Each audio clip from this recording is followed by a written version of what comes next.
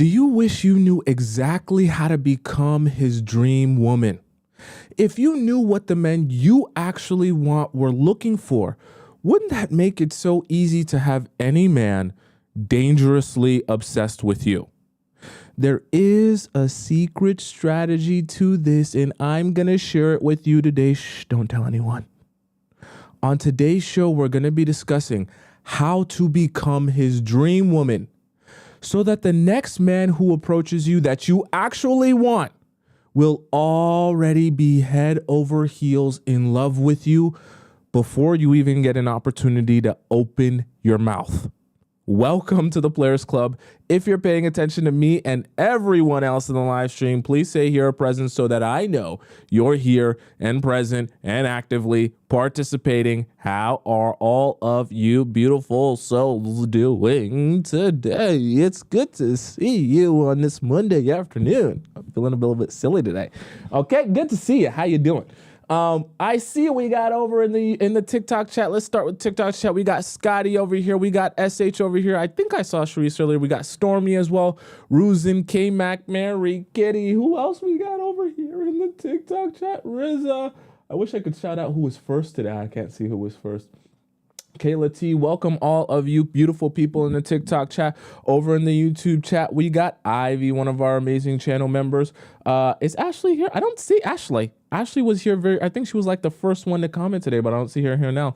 Irene is here. Cashley's here. Is it so? There's Ashley and Cashley now. We got Melita's here. Breezy's here. Who else we got here in the YouTube chat? Tracy now is one of our amazing channel members is here as well. I think I saw Enlighten A as well. Annie's here. Enlighten A is here.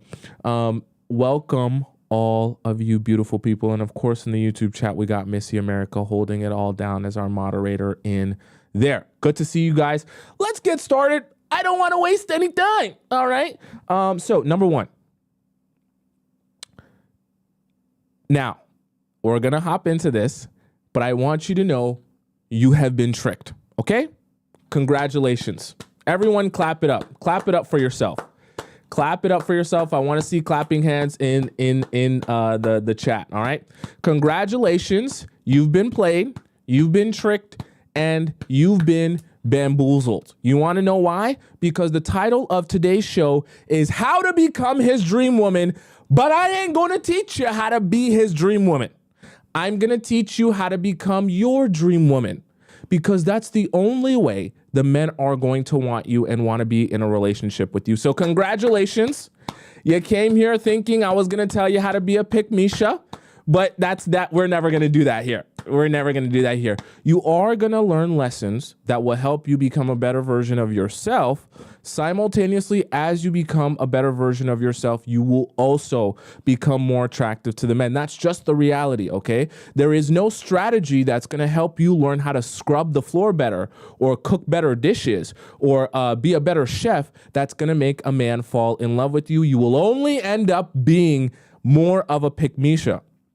So a function of me actually helping you how to become a man's dream woman is me helping you understand how to become your own dream woman, because that's the only type of women that the men are actually attracted to, not the ones that are thinking, I would love for you to pick me. Okay, let's get that straight. So I'm helping you, but the title is a little bit different than you anticipated, okay? So first things first, you need to adopt what I call the interview mentality. Now, those of you that have been joining me for a long time on the Players Club will probably already clue into what I'm discussing. Some of you might be lost when I say interview mentality. You need to adopt the mentality. Anytime you're meeting a guy, whether it be you're meeting him just in the process of you going out and being somewhere where you never expected a guy to come up to you, or you're meeting him for the first time on your first date with him. Everywhere you go, when you're interacting with men, you need to adopt the interview mentality. What I mean by the interview mentality is you need to start thinking to yourself, do you fit the criteria and the mold of what I am already looking for myself and in a relationship that I want? Are you following me? Because when you're thinking to yourself, you're here to show me what you got. And if you have the skill set and the tools to be who I need in a relationship, then you're automatically thinking in your mind is all focused on how to observe, how to analyze, and how to listen instead of being focused on, I just want to feel good. Can you validate me? Can you tell me how I'm amazing? Can you tell me how big my dump truck is? Can you tell me how much you love and want to be with me? Because that's going to build my self-esteem up and make me realize that I'm actually worth something in this world. If you tell me that I'm worth something in this world, no, that is not how to be a dream woman to a man. That's also not how to become your dream woman. Okay, I want you to walk away from this episode having an understanding of how to put yourself in the mind frame of a dream woman. And when I say a dream woman, I want you to imagine the type of woman, your guy that you like, the one that you're chasing after, hoping that you'll get a text back from, hoping that he'll call you at 9 p.m. tonight, the one that you're chasing after and pursuing. I want you to be thinking of the woman that he is always looking at on Instagram, always liking her pictures, always talking about, damn, if I ever got a chance with her, my life would be amazing. Damn, if I could just sniff her bathwater, my life would be changed. That woman that the guy that you like is always chasing and thinking about and talking about and wishing he had a chance with, right? I want you to be thinking about the things that woman is doing so that you can become that woman, instead of looking at your man and thinking to yourself, damn, I guess I'm with him now, but if Ice Spice ever came around, I would have no chance. If Rihanna ever came around, I would have no chance. If Beyonce ever came around, I'd have no chance. If his favorite IG model ever came around, I'd have no chance. Right? And you can't be thinking like that, nor should you be, because you should be embodying the dream woman, right? And like I always say, it's not even necessarily just about the looks and the attractiveness, okay? Obviously, attractiveness plays a role, but I want you to understand it's even more mental, spiritual, and emotional than anything else, okay? Because the mental, spiritual, and emotional represents the physical. So you've already lost when you're of the belief that I'm with a man and I'm not his dream woman. Or I'm dating a man and he has to tell me how amazing I am for me to believe that I'm worthy of being someone's dream woman.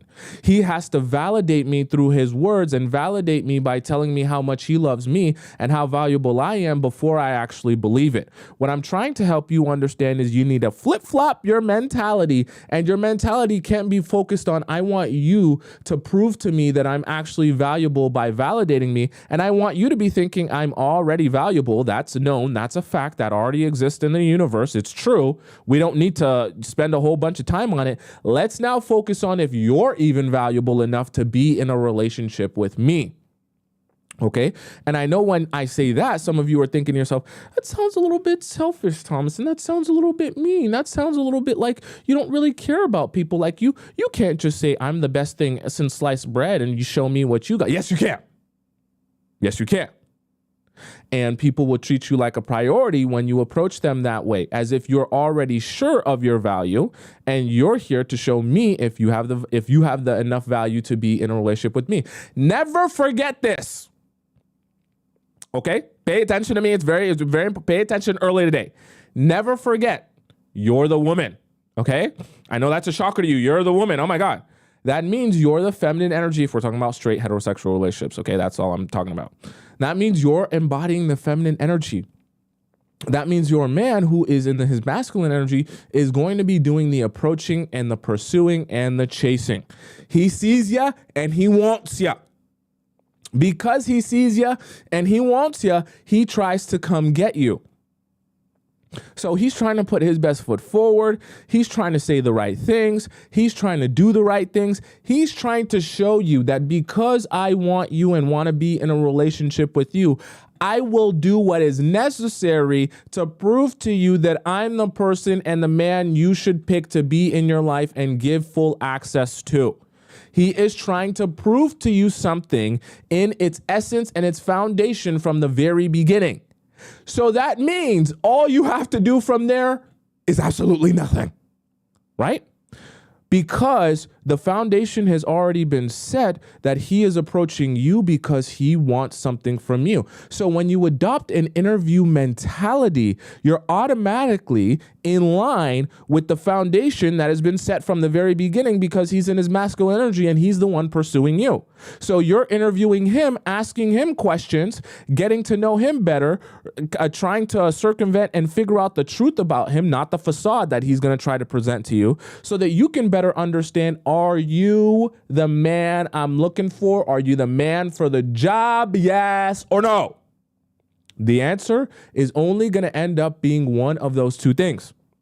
It's not going to be maybe. It's not going to be you're kind of the man for the job. It's not going to be, well, let's see where things go until I get bored. Or it's not going to be, I'm lonely right now, so I'll kind of let things slide because I'm no. You're either the man that I'm looking for with the qualifications, like Agata just said, right? Are you qualified with the qualifications required for the job? Because I already know the qualifications required for the job, right? You're the dream woman. Right? And if you're the dream woman with the dream woman mentality, you already know that you're the dream woman. So everyone dreams about being you. If everyone dreams about being you, it's impossible for you to be with everyone. Are you following me so far? You can't give yourself to everyone that desires you. You're the dream woman. Everyone desires you. It's impossible for you to give yourself to everyone. So you're the one that's going to have to be selective with who you choose to allow into your life and who you choose to allow to get access to you. That's fine, but then you first have to know what is your criteria in order for someone to get access to me. So let's be very, very specific here. If you're going to have an interview mentality, then you must, okay? I'm really upset today, okay? I'm really passionate today. You must have a list of what it is you're looking for that are your specific qualifications and criteria for a man that you want to be in a long-term relationship with. I'm not going to sit here and tell you, be realistic. You better say that he has a 401k or say that he works a 9 to 5. I'm not even going to tell you. The possibilities are endless. Whatever you want is what you want. That's where you come in and you step in and you say, what do I want? Not what does my mom want for me, not what my best friend wants for me, not what my sister thinks I should be doing. What do I want? I know it's a painful thing to think about because you spent a lot of your time thinking about what other people want and what other people want you to do and how they want you to live your life. This is the first time, and I might be the only person in your life that will actively tell you, start thinking about what you want. Because when you start thinking about what do I want, what is important to me, that is the first step to becoming a dream woman to yourself and to the guys that you're going to end up dating. Because the guys that you end up dating need to know what criteria and standards and expectations do you have of me if you're going to give access to me of you. Right? And the guys need to have an understanding of that. Yes, the guys are doing the pursuing, they're doing the leading and all that good stuff. But at the end of the day, you're setting the pace of the relationship because things can't happen in the relationship unless you okay them to happen. Remember, he is the one that wants something from you. So if he wants something from you, you have to be well aware of what he must do in order to get ongoing access to you and increasing amounts of access to you. If you're not aware of what criteria is even required for him to get increasing amounts of access to you, then you're very confused. If you're very confused, he's very confused on what he should be doing, what's okay and what's not okay. And so if he's confused, then he just acts however he feels like acting, and everyone is confused and everyone is just kind of going with the flow. You don't go with the flow if you're the dream woman. You do not, dream women do not go with the flow. Why? Because like I said, if you're the dream woman, everyone wants you. So you can't possibly go with the flow because you'll never be able to determine who you're going to end up with. Everyone wants you. How are you possibly supposed to narrow down your options of who's actually going to get you if you don't know what the criteria and the requirements and the expectations are of the guy that you're going to end up being with? Okay? Ivy just said, I have no chill. You shouldn't. This is your interview and this is your a job application. So when he comes to you, it is your job to say, okay, I know what I'm looking for. I'm not saying that you got to tell him that. you need to know what you're looking for so you can be thinking of the type of questions that you ask. You can be thinking of the type of character traits you observe. You can be thinking of the type of way you approach this relationship and this date and this talking stage, right? So that you can be extracting the right kind of information, banking it in your mind, and using it to make a final decision on if you are the right candidate for the job or not. Okay, so what I mean by interview mentality is I really mean interview mentality. I really mean you go in thinking, I have a job posting. I posted my job to be my boyfriend or my husband on LinkedIn. Okay, it's the most lucrative job out there. There's 1,000 applicants for this job. They all want it. They're dying to get it. They're literally crawling all over each other just to get an interview for this job. The first job on LinkedIn that says over 1,000 applicants. Can't possibly field all of these applicants, okay? You have the hottest job interview in town. Now, you're going to sift through the thousands of resumes, right? And what are you looking for when you're sifting through these thousands of resumes? You're looking for the key qualifications of the type of candidate that you're looking to have on this job for this role. It's the hottest role on LinkedIn, okay? Never forget that. Everyone wants this role. You got people with 15 years of experience applying for this role. You got some idiots with 5 years of experience applying for this role. You got some people that have been CEOs of Fortune 500 companies. You got some CFOs, some CMOs. You got some chief people officers. You got everyone from every walk of life, every company, every place from all corners of the world coming to apply to this lucrative job opportunity. Remember what did I just say? I said lucrative job opportunity. I said lucrative job opportunity, not a right, okay? An opportunity. So I'm looking through all of these thousands of resumes to decide who's going to get the opportunity to sit down in front of me and show and prove to me in 30 minutes or less. For you, it's going to be a date, so it's going to be like an hour or two. Show me why you think you're the best candidate for the job, right? And you sit back and you relax, you ask them a few questions, and you basically say, show me why you're the best. Tell me, explain it to me. Tell me about your experience. Tell me about your work history. Tell me about your specific qualifications and skill sets that apply to this job exactly, which will make you the best candidate on earth. Show me. Okay? And when these different men come into your life and they're doing their best to show you why they're the best candidate, you're essentially going around and you're sniffing out the BS.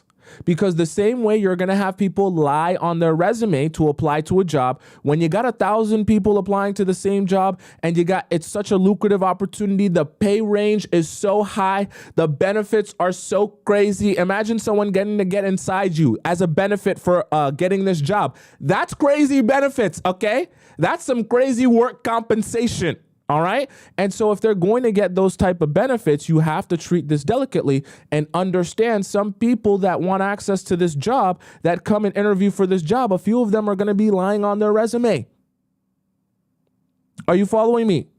Some of these people that apply for this job are going to be lying on their resume, lying about their skill set, lying about their qualifications. So when they get into the interview with you, i.e. when they get into the date with you, they're going to be talking a lot of BS that doesn't make sense and doesn't actually, isn't actually truthful. Why? Because they lied on their resume to get this job interview. And you have to understand, if everyone wants this job, yeah, some people are going to exaggerate. Yeah, some people might lie about their work history or their experience or their skill set because they want this job badly. Not a crime that they want this job badly, but it's your job as the interviewer to identify, are you someone who actually can do this job right? Or are you someone who's faking like you can do this job right? Just so I give you the job, you get the workers' compensation, which is in between my legs. And then once you get the workers' compensation, you're actively looking to do the absolute least you possibly can to keep this job. You're the worst worker out there. You're literally a cancer to the team and the community because you came here with the wrong mindset, not knowing how to do the job, not even having the skill set to do the job, right? But you fooled me in the interview process by making me feel like you were the right candidate, even though you never were. Okay? So this is why I say you need to have an interviewer's mentality and change your mentality to being an interview mentality, that when you sit down in front of these guys, you already know everyone wants this job. Simultaneously, you already know because everyone wants this job, people are likely to lie on their resume or lie about their qualifications to make me feel like they should get this job. I have to be aware of that, ask the right questions, do the right analyzing, and take the right amount of time before I make a decision on who the best candidate is. When you go for a job interview at a job that pays very well, do they interview you one time and make a decision on you? No. They interview you multiple times over the course of what's usually like 4 to 6 weeks to decide, you and other people, to decide who the best candidate is, having gathered a whole bunch of information. Okay? So if a really good job offer and a really good job interview takes about 4 to 6 weeks before you finally even hear back from them if you got the job or not, what do you think you should be doing when it comes to your Squirtle in between your legs? Do you think you should be offering up that to people before 4 to 6 weeks? If it takes 4 to 6 weeks for someone to get a good job, and we're talking about your body, we're talking about your mind, soul, and spirit given to someone, not just a silly job for silly paper money. If a silly job for silly paper money requires 4 to 6 weeks of interviewing before they decide to give that job to that person, then what do you think you should be doing with your Squirtle? You damn sure shouldn't be allowing people, right, to and accepting them as, the job candidate that you're going to put into the position for the role before 4 to 6 weeks. If for a regular job for paper money, they're not even giving away roles that easy. And you're giving your mind, body, soul, and spirit to someone that easy. Okay, so you need to have an interviewer's mentality. I'm not saying this to be mean to you. I'm just saying it so that you can kind of reframe how you approach your dates, how you approach your talking stages, how you approach relationships in general. Because like I said, when you're thinking about show me what you've got, because I already know what I've got. You don't need to validate me. You don't need to give me a bunch of compliments to prove to me that I'm worth something. I already know that I'm worth something. You approached me because I'm worth something. So let's see what you got. Does that make sense? CMS says you're meeting their representative over the first 3 months. You have to see who they really are. 100%. You're 100%. You're meeting the representative in those first few months and in those first few weeks, especially, right? Because like I just mentioned to you, right? People who are applying for a job, if they really want that job, do you think they're going to say to themselves, well, I don't have exactly the qualifications that I know that job is looking for, so I'm just not going to apply. I'm just not going to give myself the opportunity to get a six-figure job at a really nice company that has a whole bunch of benefits. Or I could just simply exaggerate a few things on my resume, and hopefully if I get the interview, they won't realize that I'm not qualified to get this job, and they'll give me the job and I'll get the money and I'll get the benefits without them realizing that I never had the skill set to do this job in the first place, right? Are you following me?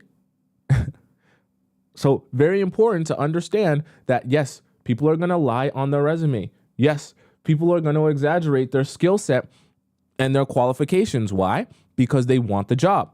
That's not a crime, okay? But it's something you need to understand in the process of interviewing people, right? And interviewing men in your life who are trying to be your boyfriend or your partner, that you can understand, yeah, there's a good chance that people are going to come here and exaggerate or lie or fabricate. It's my job as the interviewer to figure out who is doing that and who is actually being truthful and honest, okay?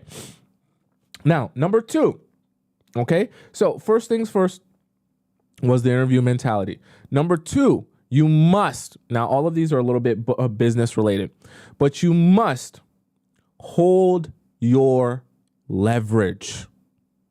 Now, I know this is the part that majority of you do not want to hear me say, because when I say it out loud, oh, someone said, you guys talking about the YouTube? What is going on with the YouTube? Let me just, let me make sure I see now, before I forget, because you guys are saying that the YouTube's not popping up on the screen.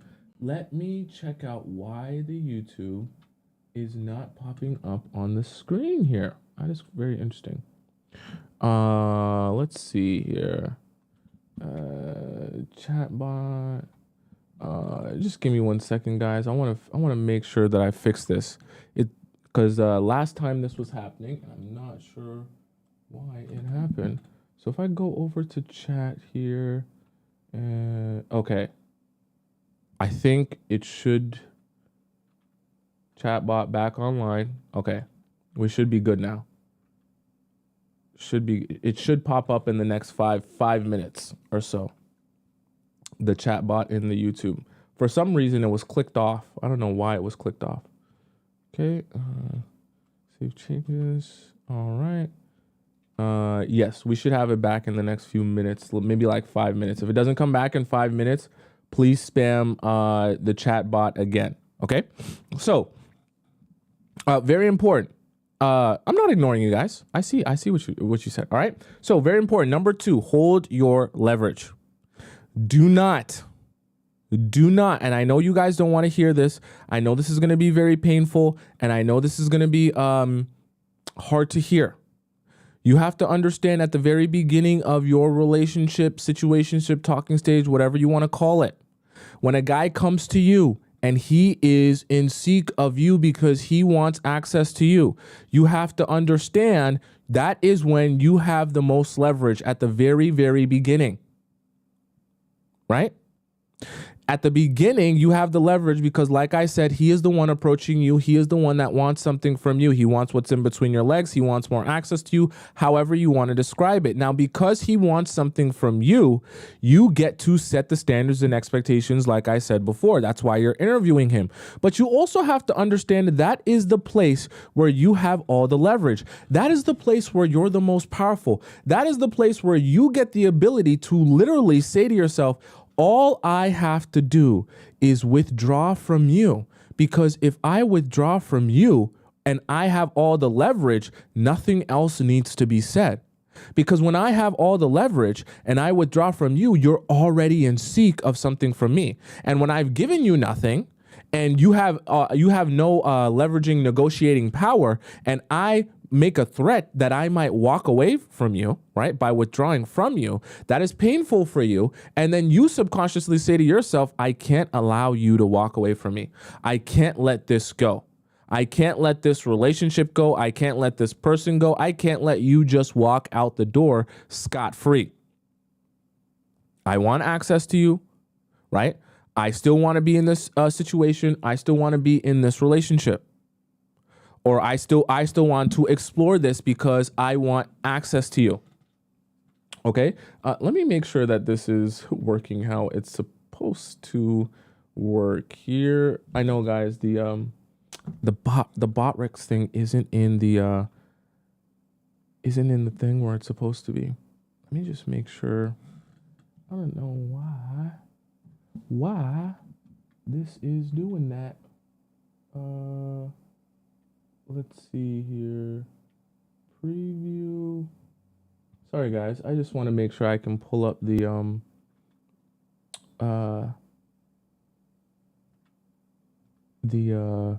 chat here onto the screen for those of you who are on YouTube. Sorry about that. Let me just give me a second. Let me see. Chat. Widgets, and then let me just go down to chat here. Okay.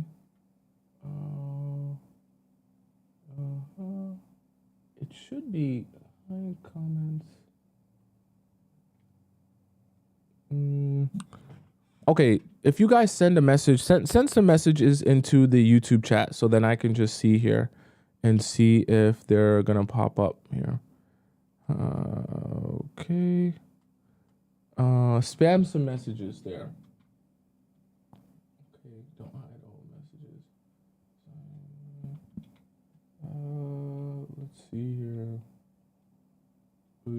YouTube chat. Paste. Okay. Okay, send some messages in. Send some messages in so I can just see if they're coming in on YouTube. This is so strange. So strange. Okay. Control OBS. This is so strange.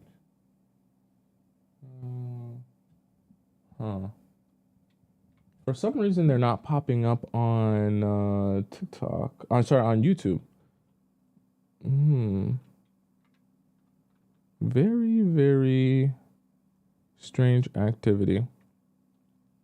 Okay, guys, I don't want to spend too much time on this. So let me see if I just go,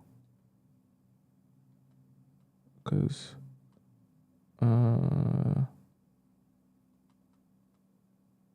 so strange, because it's not popping up on YouTube either, or sorry, on TikTok either. Chatbot. Let's see. Let me turn the chatbot off and then turn it back on.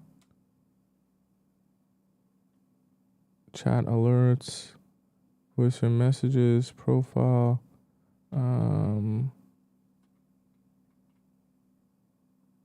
Okay, I'm just gonna try one more thing. And then if it, oh, there it is. Okay, we're back in business. Sorry about that. All right. So as I was saying, I'm about to go on a vicious rant right now because now it's working and I don't care anymore. All right, so hold your leverage, number 2. So important that you hold your leverage because, like I said, you have all of the power here until the horrible, horrible moment which you spread your legs and you allow that man to penetrate you. I'm so serious. I'm not joking. When you open your legs and you allow that man to penetrate you, I know it's graphic, but I want it to be graphic so that you never forget my voice and the way that I said it. When you open your legs and you allow that man to penetrate you, you need to understand in that same moment as you're opening your legs and you're allowing him to take you, all of your power and negotiating leverage is literally being taken out of you. That's the part of the feeling, okay? It's not an orgasm because you never do when you're with these small PP men. And what's actually happening is the transfer of all the power, all the leverage, all the negotiation power, right? It's all taken out of you and going into him.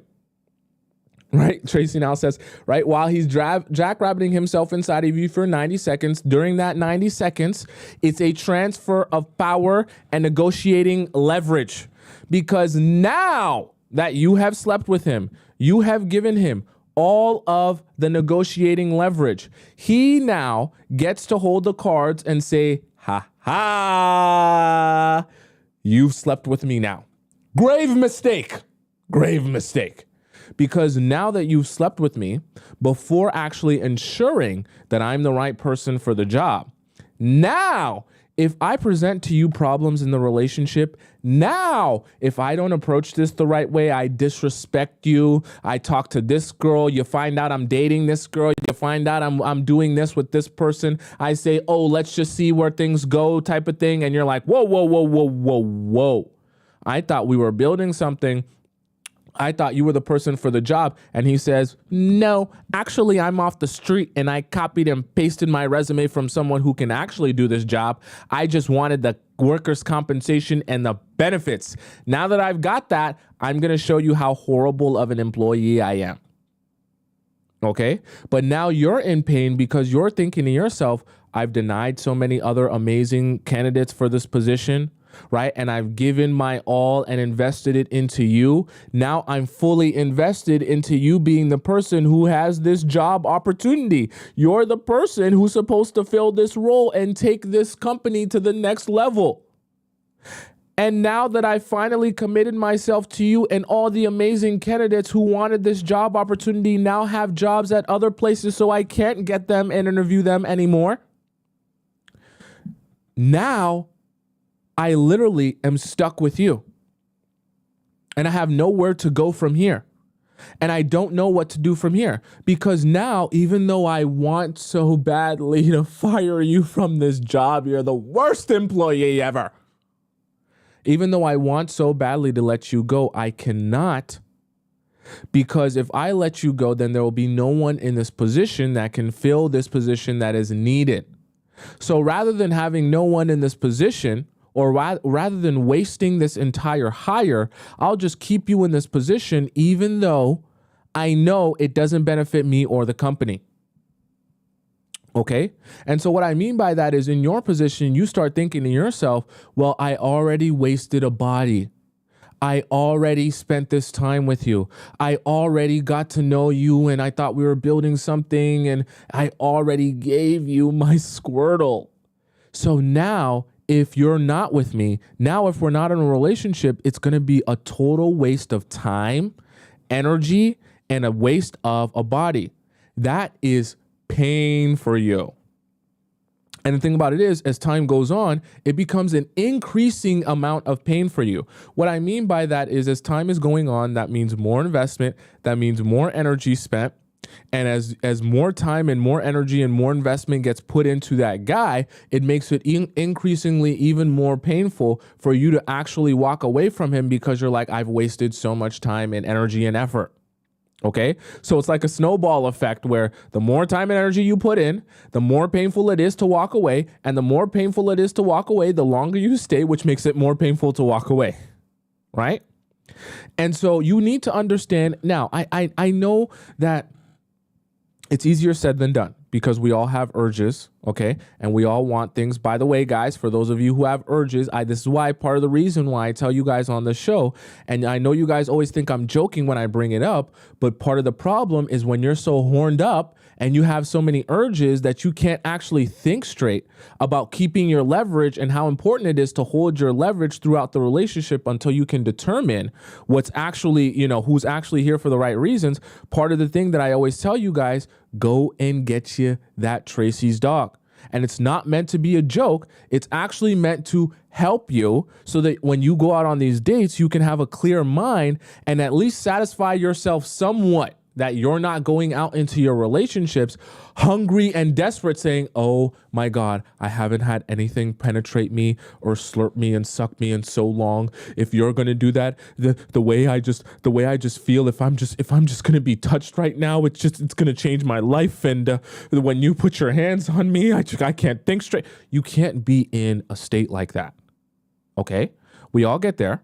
We've all been there.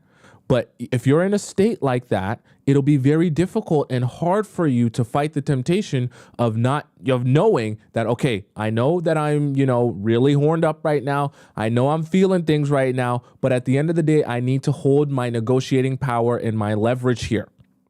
For those of you who are like, what are Tracy's dog? Obviously, you're new.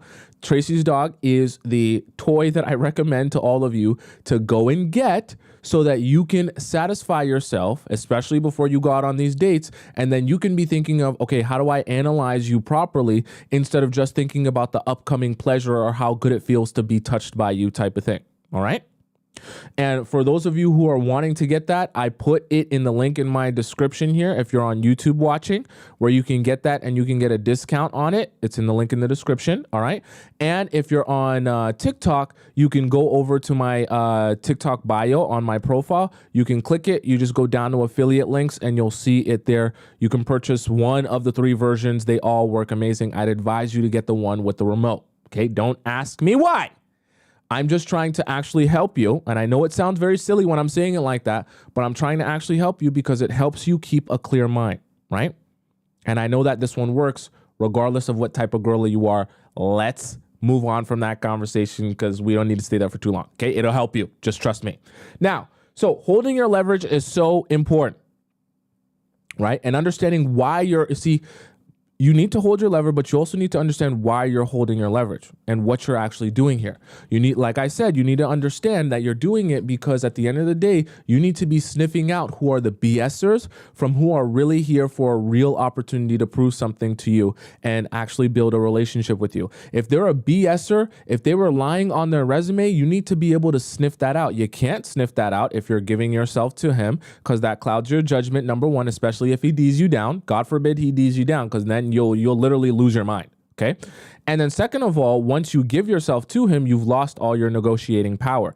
You've lost your ability to simply withdraw yourself and then have him say, my bad, my apologies. I need to fix up. I need to adjust myself. You understand what I'm saying?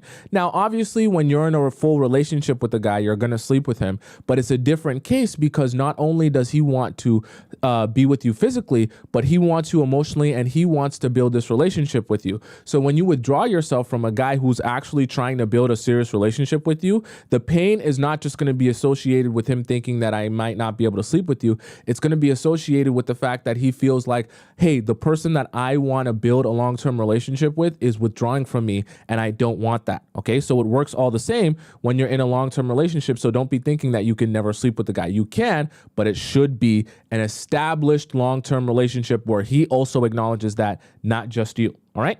So very important that you hold your leverage and not give your leverage away, because I promise you, you'll notice, okay, we step into the Discord, in the Players Club Discord. For those of you who don't know what I'm talking about, don't worry, you'll find out. But we step into the Players Club Discord all the time, and everyone's always asking, how can I get my power back? How can I get him to act the right way? How can I be in a position where I can just simply ask for something or want him to treat me better, and he actually wants to do that?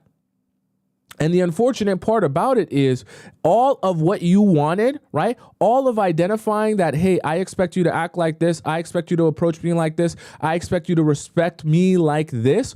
All of that you should have been thinking about making clear when you had the leverage and the negotiating power. See, the problem is a lot of you are only thinking about what you expect from the man and in the relationship after you've lost all of your negotiating power. Because after you've lost all your negotiating power, that's when he starts acting up, because he knows he's the one in control here.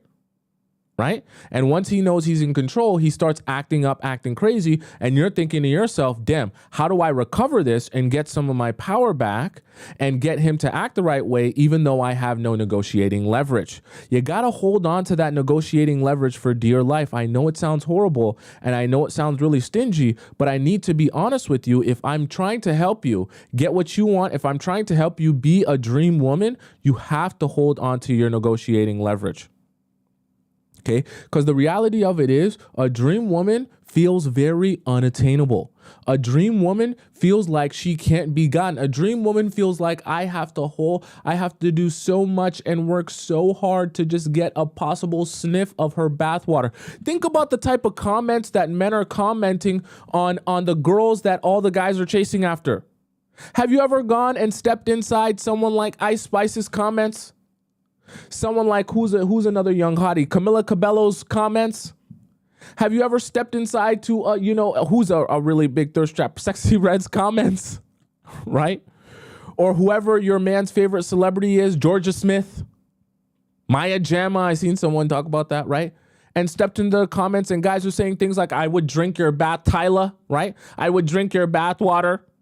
Please spit on me. Please, can you fart in my mouth? Think of the type of things that those men are saying, right?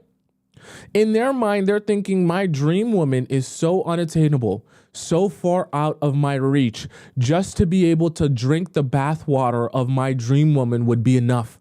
That's how unattainable she is. That's how impossible it would be to ever even get access to her. Are you following what I'm saying? Right? But the reason I'm saying that is because I want you to understand, if that's what men think about their dream woman, right? If that's how they approach their dream woman, then you need to be thinking about how you adjust yourself and how you stand up for yourself and how you think about yourself if you want to embody that dream woman. Because the dream women, the real ones, are hearing men say all the time, I would drink your bathwater. I would pay thousands of dollars just to smell the seat that you sat on. Before you get up, can you tell me when you get up so that I can sniff that cushion? I'm not joking about this stuff, okay? There's actually a video, right, of Charlemagne, right? Charlemagne's just like a hip hop interviewer, Charlemagne the God, when Jennifer Lopez gets up from an interview. This is a professional interview on The Breakfast Club. When Jennifer Lopez gets up from an interview, Charlemagne the God bends down and sniffs the seat that she just sat on because it's Jennifer Lopez. This is a real video that you can find on the internet. Just type in Charlemagne sniffs Jennifer Lopez seat. And it's a real video. It's on video, documented. I say that to say this is how men treat women that they feel are completely unattainable to them. And the dream women will always feel unattainable to them. That's why they dream of that woman. Are you following me? Okay? You can embody that same type of treatment and that same type of energy from men, but your approach has to be drastically different. You can't be willing to give yourself to any guy that wants you and compliments you and tells you he likes you. You also can't be so hyped up and eager whenever a guy comes to you and says, hey, I think you're beautiful and I want to date you. And you're like, you think I'm beautiful? You want to date me? You think I'm amazing? It's like I've never heard those words before. And they'll be thinking to themselves, what? You're supposed to be the dream woman. You're telling me you've never heard someone say you're beautiful and amazing?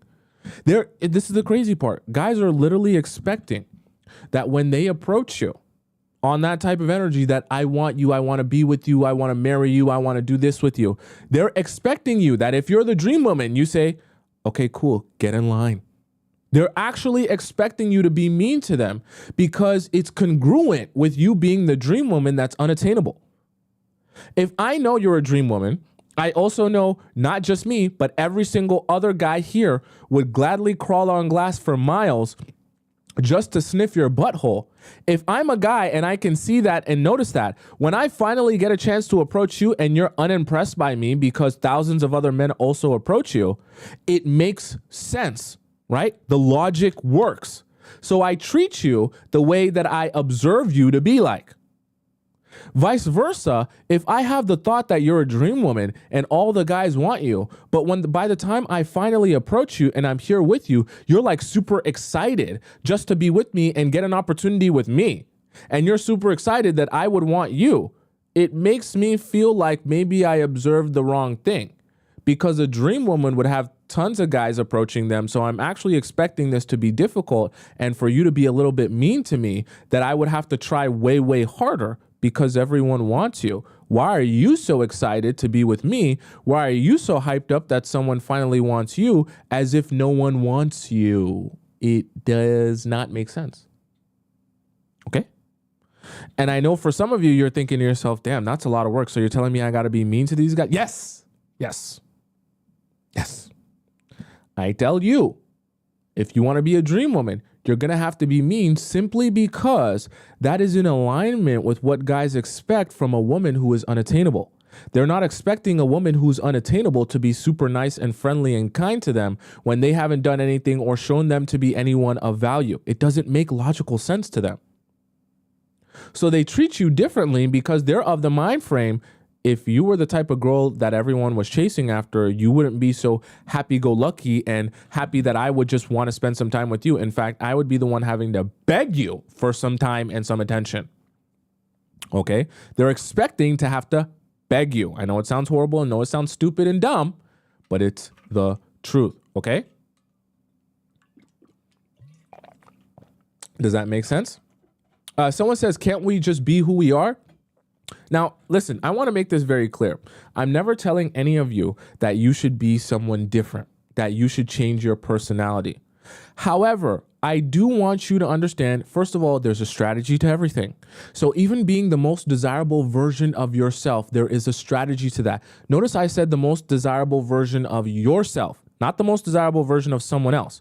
So in order to be the most desirable version of yourself, you need to understand what makes you desirable to other men.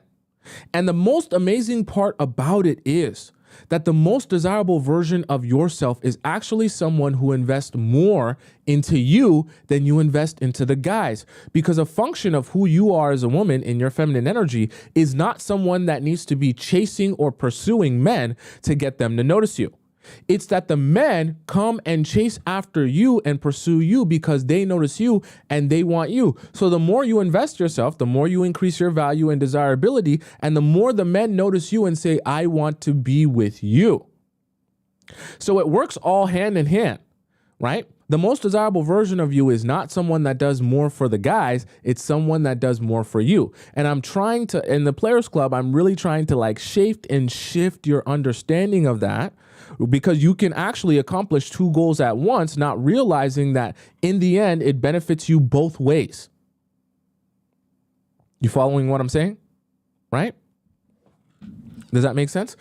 Someone says, Neighborhood Watch says, when you take control over your primal urges, they can't manipulate you with those urges. Precisely. Actually, Neighborhood Watch, you're very intelligent for saying that. Precisely, right?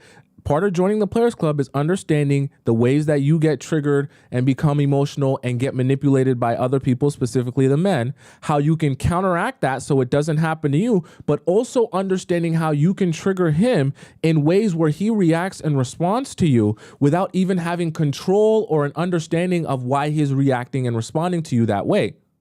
See, when a guy approaches you and he wants you and you're a little bit mean to him, he doesn't understand why that's more attractive to him. He just knows that it makes him want to pursue you more.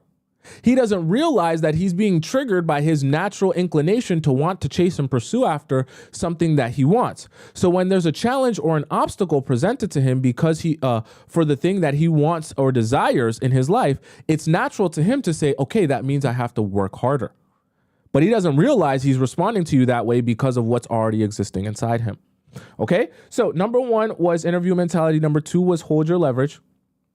Number 3, I want you to negotiate nothing.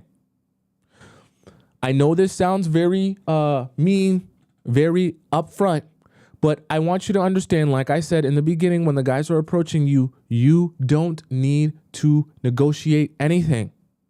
You don't need to negotiate your standards. You don't need to negotiate your expectations. You don't need to compromise on anything. I know that it sounds like you're not ready for a relationship and you're not ready to build with someone. I want you to never forget that if that man approached you, he wants something from you, which means there is no need for you to negotiate anything. And the truth of the matter is, the guys that are approaching you, thinking of you as if you're their dream woman, they do not even expect you to be in the business of negotiating anything. Because like I said before, if thousands of men are applying to your job application and they all want this position to be your husband or boyfriend, they're not expecting that they come to you and negotiate with you the expectations of who is going to get that role. Would you go for a 6-figure job interview that's going to pay you hundreds of thousands a year in salary, with crazy benefits, health benefits, dental benefits, all these different sick days, vacation days, all these different benefits? Are you going to go into that job interview where you know over 1,000 people applied and only 10 people even got an interview, and you're sitting on that interview? Are you going to sit at that interview and start talking to the interviewer about, hey, I just want you to know I expect this, I expect that, I expect this. You better change this requirement because I know you said you needed someone who understands how to, has a business degree or has a PhD. But yeah, I'm here to tell you that this 6-figure paying job, you're not going to accept someone who has a PhD. You're going to accept someone like me that has a bachelor's. You're going to accept someone like me that has a GED, a high school diploma. I'm changing this, and we're going to compromise and come to an understanding because this is going to be the new standard for the job that I'm going to get from you. You're going to pay me. You're picking a position and deciding if I'm the right person for the job, but I'm going to negotiate with you what the standards and expectations are for the requirements of that job.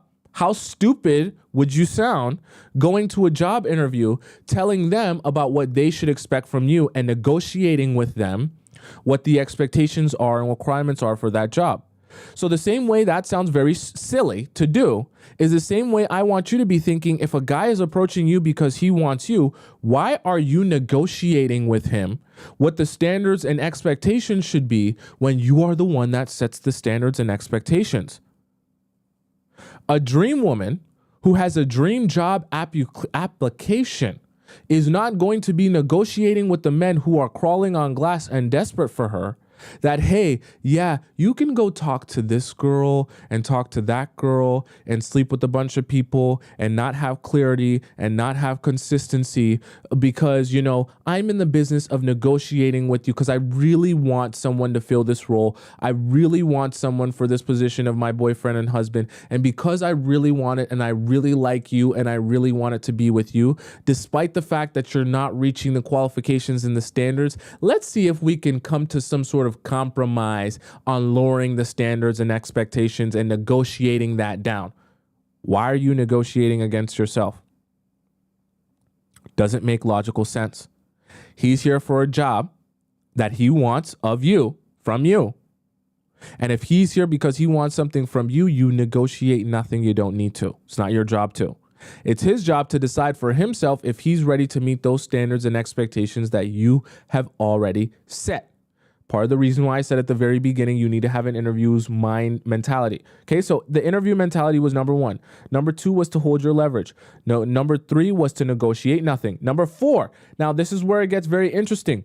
You become, if you're going to be a dream woman, your dream woman and his dream woman, you have to become a silent assassin. What I mean by that is you need to understand how powerful it is to use silence to your advantage to get what you want and expect. Because remember, if you're holding the leverage, and remember, if he is the one approaching you because he wants an opportunity to get the job that you're offering, okay, that you're looking for someone to fill this role and position, you need to understand that your silence becomes painful to that man because he starts to feel like, I'm not going to get this job. I'm not going to get this opportunity. Silence can be so powerful, especially when you're the one holding all the leverage, because people start to overthink to themselves and start to say, well, maybe I should have said this. Maybe I should have said that. Maybe I should have changed my ways. Maybe I should have adjusted this. Maybe I should be more respectful. Maybe I should go out of my way to get flowers, be nicer, be more kind, be more compliment. Guys begin to think to themselves, oh my goodness, I need to do more. And the thing about it is, you don't even have to actually ask them to do more. All you have to do is be silent and do less and allow his mind to take over and fill that silence with the thought process of, oh my gosh, what did I do wrong? What must I adjust? What must I fix? Because I haven't slept with her. I haven't gotten anything from her. She has all the negotiating power. I want to be with her. So I need to fix or adjust myself so I'm more in line with the job requirements for this application. Because if I'm not in line with these job requirements, then I need to figure out how to make myself more in line with these job requirements.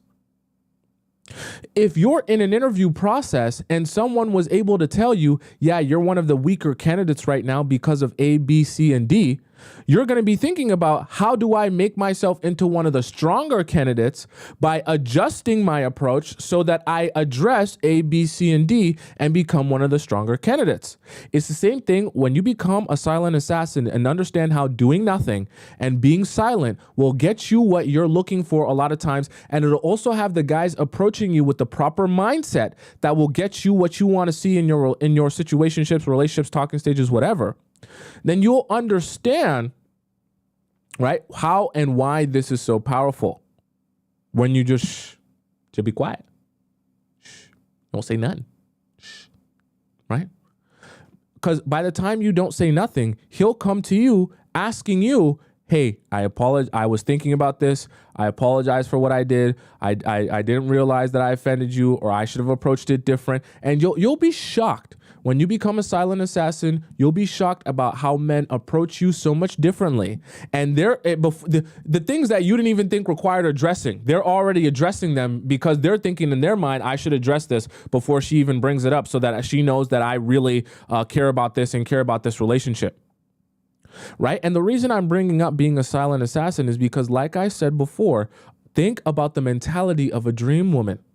A dream woman has so many people desperate for this opportunity with her. She is not concerned about each individual being the person that she ends up with because all of these people want to be the guy that she ends up with. That's why she's the dream woman. So she doesn't need to get outside of herself, yelling, screaming, go, why didn't you do this? Why don't you love me? Why don't you compliment me? Why don't you take me out on dates? Why don't you be kind and respectful and not call me names? Why are you dating other people?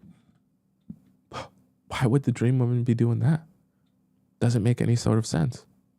The dream woman just says, oh, interesting. I thought you were the type of person I'm looking for. I see with your actions you're not. Perfectly fine. There's literally thousands of other people ready to take your place. You can be gone. I don't need to address you. I don't need to talk to you. I don't need to complain, beg, or plead for you to act differently or more in line with what I'm looking for. I'll just find what I'm looking for. There are plenty of people who are dying to be what I'm looking for. Does your job or boss, right, the person who was interviewing you for that 6-figure job, do you come into that interview, bomb the interview, and the person who interviewed you is asking you that, hey, do you think you can adjust this or change this in your approach or in your qualifications or your resume so that you can better fit what's required for the job? No, they just eliminate you as a candidate and they go find someone who fits the criteria for the job. They're not going to sit there and explain to you how you could do better and ask of you, maybe try this different approach, maybe try doing this instead. I wish you could just be a better candidate because if you were just a better candidate, then I would choose you. What?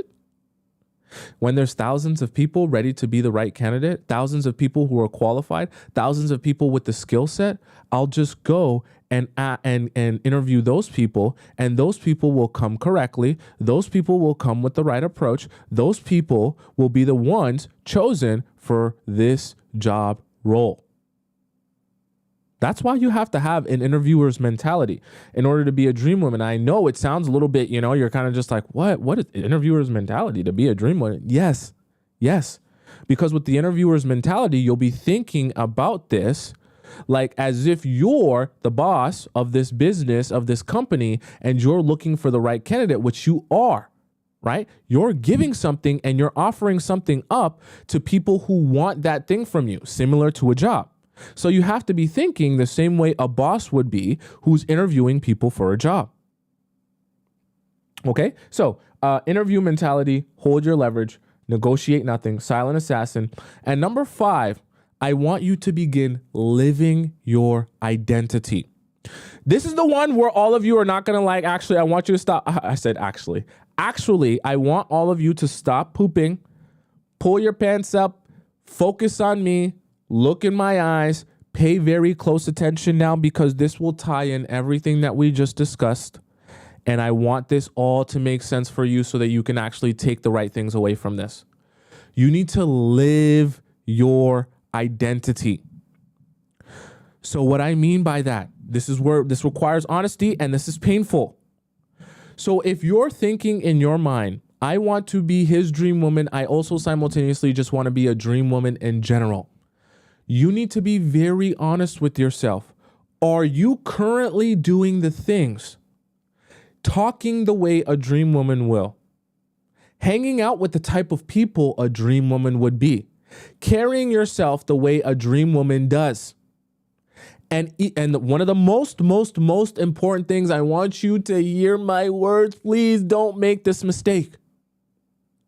Am I spending time in the environments which a dream woman would be spending her time? This is going to be painful, but I want to ask you a question. Do you think you will find Beyonce on Tinder? Are you going to find Jennifer Lopez on Hinge? Are you going to find Megan Good on Bumble?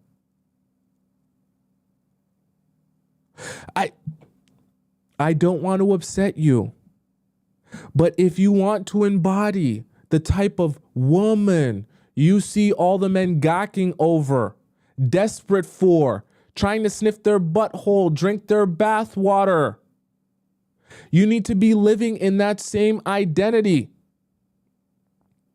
And if you're not living in that same identity, how can you align with that type of woman that you're seeking and looking to be? This is not to diss dating apps. It's not to diss people that are on dating apps. It's not to say that you're a horrible person for being on a dating app. But I want you to be thinking, if you want to be something, then you actually have to be that.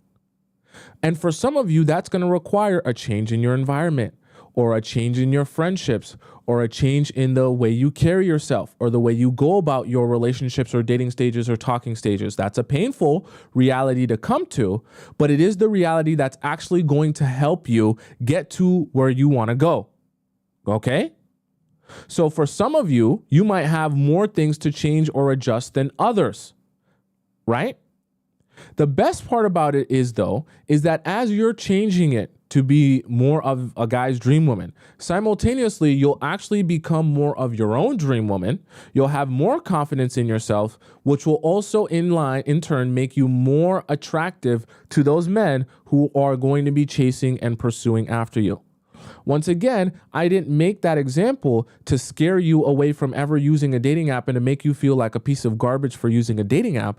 But if you came here asking me how to become a dream woman, and then you're identifying that most of those guys who you like, most of their dream women aren't available on these apps or aren't available to find or discover in these particular types of environments, well, then that should tell you there's a little bit of misalignment between who you want and desire to be and who you actually are currently.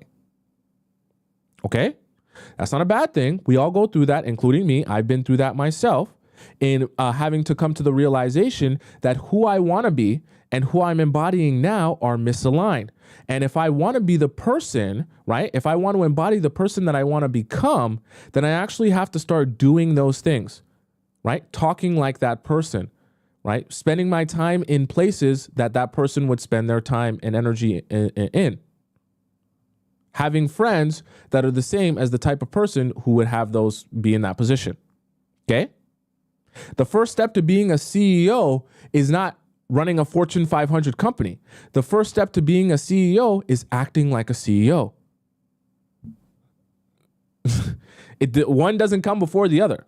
You don't get to be a CEO before you embody the characteristics of a CEO, right? So the same thing for you. You don't get to become a dream woman until you start thinking about how you embody the characteristics of a dream woman, right? Does that make sense? Right? So someone says, who are we on a date app? Good question. Right? Yeah, I mean, like I said, it's not to diss you guys for being on dating apps. I know why you guys are on the dating apps. But I just want you to understand, based on what I know you want and the answer that you want from me, which is how to become a dream woman from obviously a man's perspective, you have to start thinking about those things. Okay? Think about those things. If you're a dream woman, why on God's green earth are you putting yourself in a position where anyone can swipe left or swipe right on you to make a decision about whether or not they think you're valuable or worthy of their time and attention? As if you're just like a number within thousands of others. Okay? That they don't even need to meet you or see you in person to actually identify if you're someone worth being with. Your value is just your 4 pictures on a screen. Okay?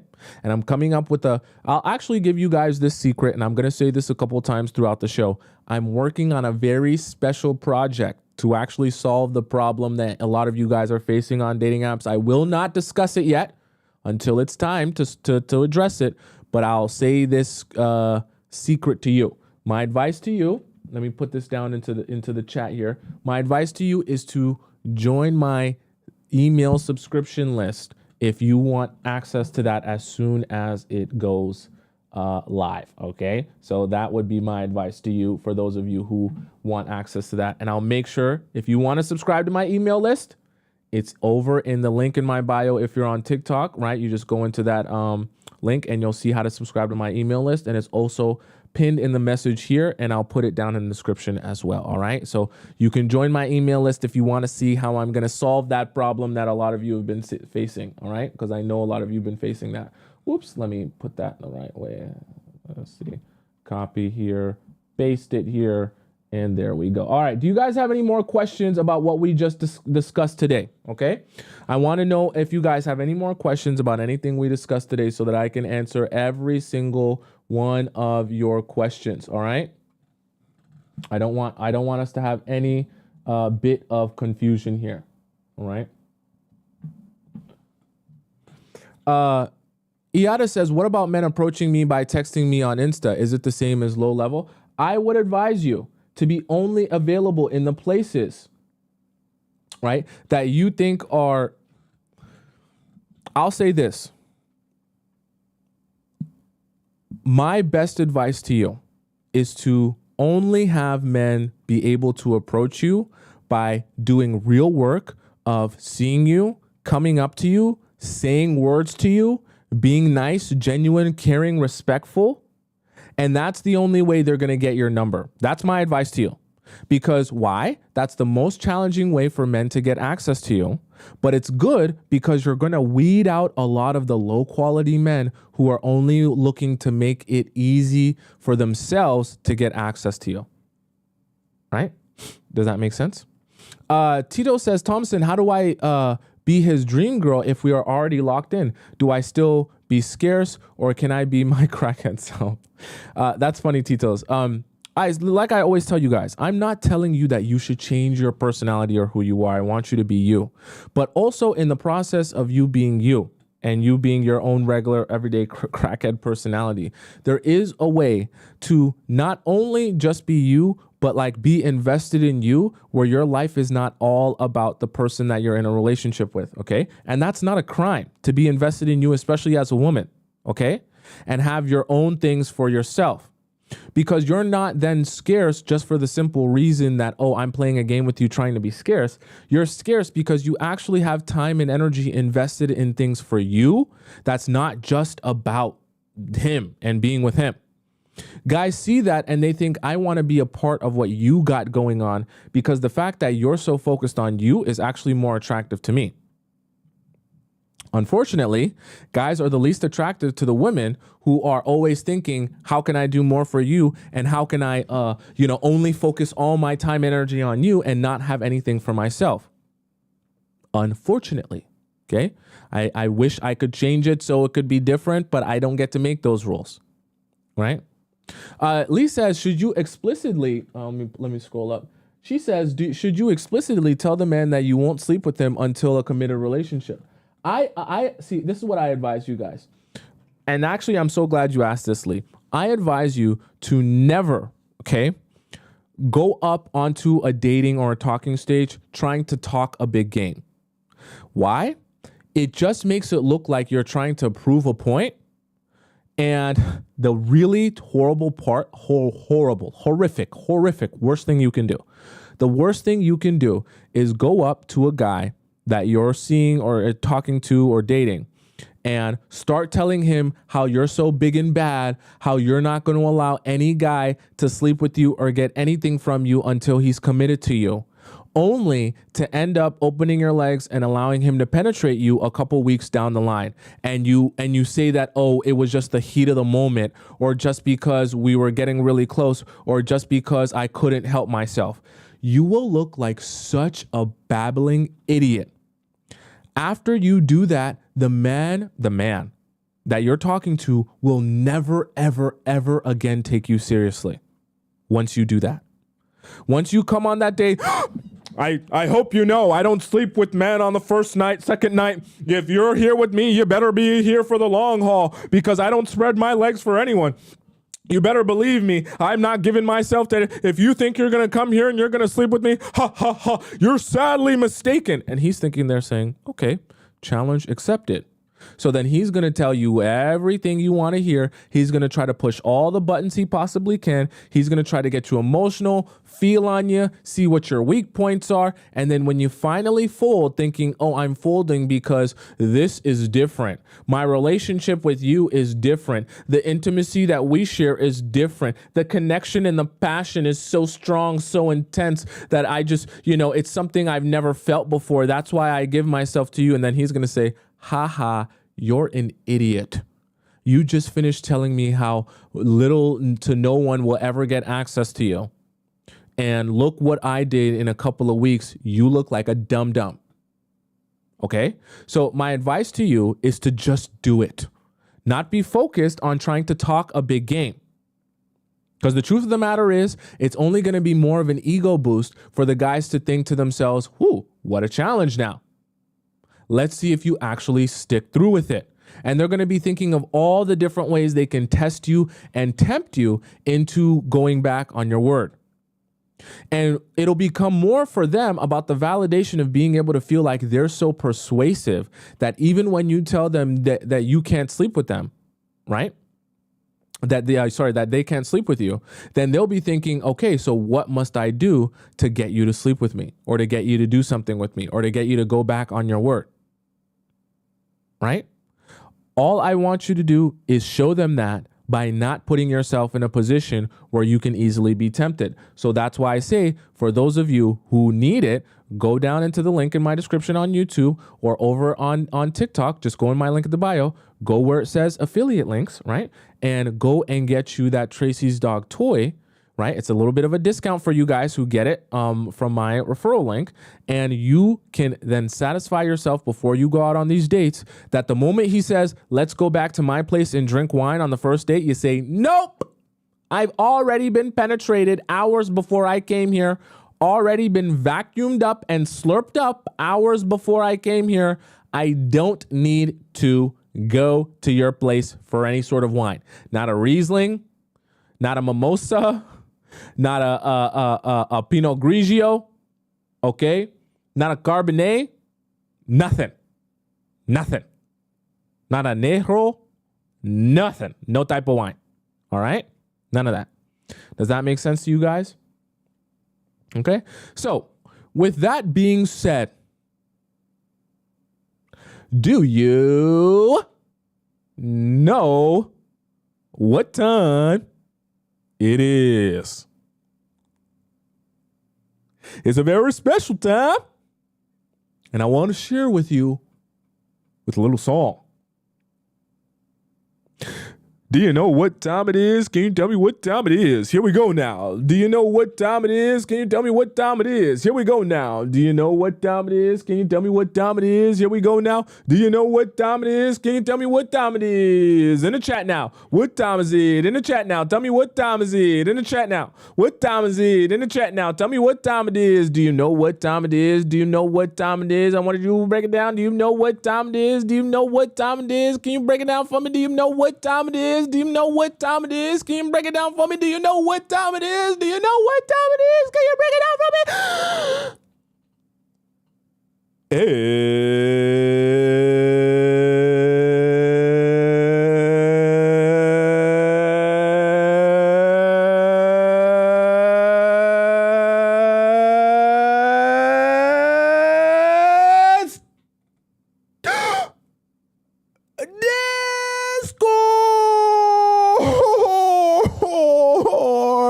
Time. Yeah. Okay, guys, let's hop into the Discord. For those of you who are very confused, it's okay. I know you're confused because you're new here. Nothing wrong with being new. Discord time is a beautiful time where all the amazing members of the chat club, of the Players Club, get an opportunity to ask me questions in the Discord. And they get my advice and the rest of the chat's advice on their situation, relationship, or whatever talking stage you want to call it. Now, we have a very special, right? It's the new thing that we're doing now in the Discord. So we've got free relationship advice up here. You guys can see it. We've got free relationship advice. We also have what we call premium relationship advice, okay? Now, the purpose of this is because I have a lot of questions to answer in the Discord, and I won't lie to you, I'm about 2 weeks backed up. So I give you guys the option to send your question in as a free version where I will just answer it based on first come, first serve, but you're going to have to wait. It's going to be a couple shows before your question gets answered, or you can go over to premium relationship advice, ask your question. However, in order for you to get your question answered in premium relationship advice, you must donate to the show in order to get your question verified in premium relationship advice. So what I mean by donate to the show is when you go over to the link in my description, or you go over, if you're on YouTube and you go over to that pinned comment at the top, you'll see where it says donate for relationship advice premium. When you donate to the show, the instructions are to send in your username and send in the title of your question. That way, when I'm going through my verifications, I can verify that that's you, that's your question, you've donated to the show, and you have now earned the right to skip the line. Are you following me so far? That is how I verify who is meant to get their question answered and skip the line and who is not. Now, I want to make this very clear, and I'm going to scold someone today. Someone's going to get scolded today. Baby Bliss, you're going to get scolded. You did not send in your question. Sorry, you did not send in no donation to the show, because I can see it here, right? And you put your question in the relationship advice premium section. I'm going to warn you all. You've got one chance to make that mistake. If I see anyone multiple times post a question in the relationship advice section, mean anyone who does it more than once, you will be banned. Do not abuse this. If you post in relationship advice premium, you must donate to the show, and I can verify that. If you do not donate to the show, thinking that when you post it in here, I'm going to answer your question in the Discord and you're going to be sneaky and skip the line of all the other people, I'm going to ban you from the Discord. It's very simple, because that's disrespectful to all the amazing people who are patiently waiting for their question, thinking that you're more important than them, that you're going to skip the line, but you're also not going to donate to the show as instructed to be fair to everyone else. Okay? You're not that important. I'll let you know that right now. So I'm not playing about that. Be respectful of everyone else who's waiting their turn. And if you know that you're impatient, then you donate to the show. If you can't figure out how to donate to the show, the instructions are in the channel description. They're also, I'm telling them you right now, so you can replay that. And if you can't figure it out, then don't post in there unless you can figure it out. Okay, we're all adults here. Be fair to everyone. So if I see people doing that multiple times, if you do it more than once, you're going to get banned. And I can see here, I literally have it open. I can see who's been doing it and who's actually done it the right way and who hasn't. All right. So we'll start off with Bubble Mornings. Okay. So Bubble Morning says, do I give in? Sorry, I just want to make sure I see here, because I can see the names and I can see everything. All right. So Bubble Morning says, hi, Tomisin, I'm new here. This is long, so thank you. So thank you in advance. By the way, guys, that's the way I do it is I read the premium relationship advice questions first before I do the regular ones. So just keep that in mind. I have to clear these out before I start doing any of the regular ones. Hi, Tomisin, I'm new here. This is long, so thank you in advance. I appreciate all the help. So I, 34, living in Asia, met this guy, 39, living in Spain, back in April via dating app while he was in my country for business. I was a new dating app user at that time. Okay, so it's way worse, okay? Dating apps are already bad. Being new is even worse because now you don't know how to deal with them.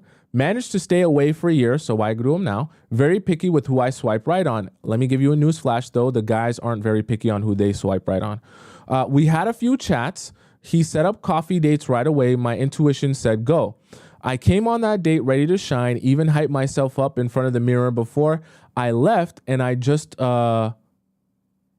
and I was just my most open like self. The coffee date extended into dinner because we were enjoying ourselves. We were playful, flirty, balanced by a bit of shyness from me. I'm empathetic, a good listener, so it comes naturally to ask the follow-up questions to dig deeper. We were laughing a lot and just relax. Overall, he was very respectful. He paid for everything. When I thanked him, he was all, no, thank you for the pleasure. No, thank you for the pleasure of your company. He told me while we were having dinner that he wanted to see me again, but he was leaving to go on a solo pre-planned beach trip elsewhere in my country the next day. He would be arriving back in my city 6 days later and would be taking a flight back to Spain the day after. He asked me if I could please see him on the night he gets back, Saturday. Told him let's play it by ear. I didn't want to commit to anything because I wanted to see how he'd communicate after the first date. Good plan, bubbly mornings. He said he wanted to get to know me more because he realized that he was the one sharing most of the time. Good, because I steer the convo that way. Smart. So he playfully asked me to go with him on his beach vacation. Bit early for that. He told me I still have time to pack my luggage, LOL. I was lighthearted and replied, I don't go on trips with strangers I've just met. He laughed and said, of course you don't, I can tell. So he's saying you have a little bit of, like self-awareness, you're intelligent. But it was worth a shot though. He gave me a hug goodnight and I rode my Uber. Okay. Oh, like you met, he said it was worth the shot of just asking. In the days that follow, he kept in touch, sent me photos and videos from his vacation. He told me that his flight was arriving 9 p.m. on Saturday and asked if we could meet at 10 p.m. I said I was sorry, but that was too late. Perfectly fine. That's perfectly fine. Told him I'd be a bit too sleepy to be on a proper date and that won't be fun for him or me. He must have really wanted to spend time with me because he ended up jumping through hoops to catch a flight 1 day earlier. Guys, you see what happens when you tell men I'm not compromising for you? That's me and that's what I stand for. If they really want you, they'll figure out how to do backflips so that they can fit your schedule. It's amazing. So he could see me for dinner at a reasonable hour on Saturday. Amazing. You did nothing and you said no to him saying do it at this time. And amazingly, he found the time. It's crazy. That second date was quite special. We connected emotionally, talked about family, dreams, existential questions. I haven't mentioned here, we also have had good chemistry. I shared one story related to my family and he gave me this really tender gaze, gently stroked my face and hair, gave me small kisses all over my face before he kissed me on the lips. It felt so right in that moment. You're living in a Disney princess movie. It's okay. It's nothing wrong with that. Things are going well. Let's see how they continue to go. Then at 10 p.m., I told him I was going to go home. He asked if I could see him for lunch before his flight out. I agreed. He hugged me and kissed me a good night and helped me to my Uber. Okay, sounds pretty good so far. Usually guys will say, text me when you get home, but he was the one who texted me to ask if I've gotten home safely. Okay, good so far. By that lunch date, both of us were feeling very connected because of the deep convos we'd had. He was thinking out loud about eventually finding a job here in my country. Crazy. That's wow. All right. So he's really into you. I hope you continue to do nothing because clearly doing nothing has been working for you. Don't switch it up. I didn't say much because words are just words, and that was only our third date. I replied, it's up to you with a smile. We had a passionate goodbye kiss before he left the airport. No pineapples. Thank you so much, Bubbly Mornings. This is going so well so far, and I'm really, really proud of you. I really am very happy that this is going well. I hope you continued on this train. After he left, I cried back home. What? Wait, did I miss something? What do you mean? I thought things were going well. I don't feel attracted to people in my country often. The very rare ones I feel physically attracted to, I don't feel connected to emotionally, intellectually, and soulfully. I just felt this grief that I'd found what seemed to be a great emotionally available, high IQ, sweet yet spicy guy. The problem is he lives in a different country. Oh no, I see your anxiety starting to grow here. So you're thinking that you must be with this guy specifically. This is not a good sign. So it's been 3 months since then. When he left, he sent me a long message telling me how attracted he is to me and not like anyone else he's dated, and how we have similar values. Okay. He is a busy guy who isn't much of a texter, neither am I. Oh no. I'm sensing a problem. We text here and there, not every day, but we are both much better with calls. Because of the time zone difference, he is able to video call only on weekends. We talk for 1 to 3 hours. We have meaningful convos with a bit of mundane updates sprinkled throughout the call. 2 calls ago, he smiled and told me we are going to need to talk about what's happening here, not necessarily during our next call, but soon. I have no reason to doubt his sincerity at this point. He was very decisive about seeing me when he was here. He never attempted to sleep with me during our dates. He kept his hands to himself, and he's been consistent with that mode of communication, with the mode of communication he is best at, which is video calls, given our long distance setup. And no freaky talk, just regular flirting and banter. Lately, he's been very vocal about missing me and wanting to see me again in person. He has been floating the idea of us meeting halfway and exploring a new country together. My question, do I entertain this idea, or should I wait for him to come to a breaking point where he comes and sees me in my home country? Side note, there was another guy who also traveled to see me before, so I guess that's why I'm hoping this one will too. So what do I do, please? Do I tell him clearly to visit me instead? I don't want to feel like I'm leading. What I did was do this indirectly by saying if he were to come here again, he can be sure I'd be at the airport to welcome him. And he replied that was such a nice mental image to visualize and manifest. Or do I agree to meet him halfway and go on an adventure with him? Or do I just sit back, relax, and do nothing? Also, should I lessen our video calls for him to want to see me in person more?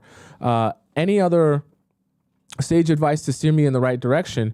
I really like him. I'm hopefully not yet attached to a specific outcome, but I do want to continue making smart moves here. Okay, you've approached me at the right time. This is good. In the meantime, though, I'm still going out on dates with other men. You've approached me at the good time.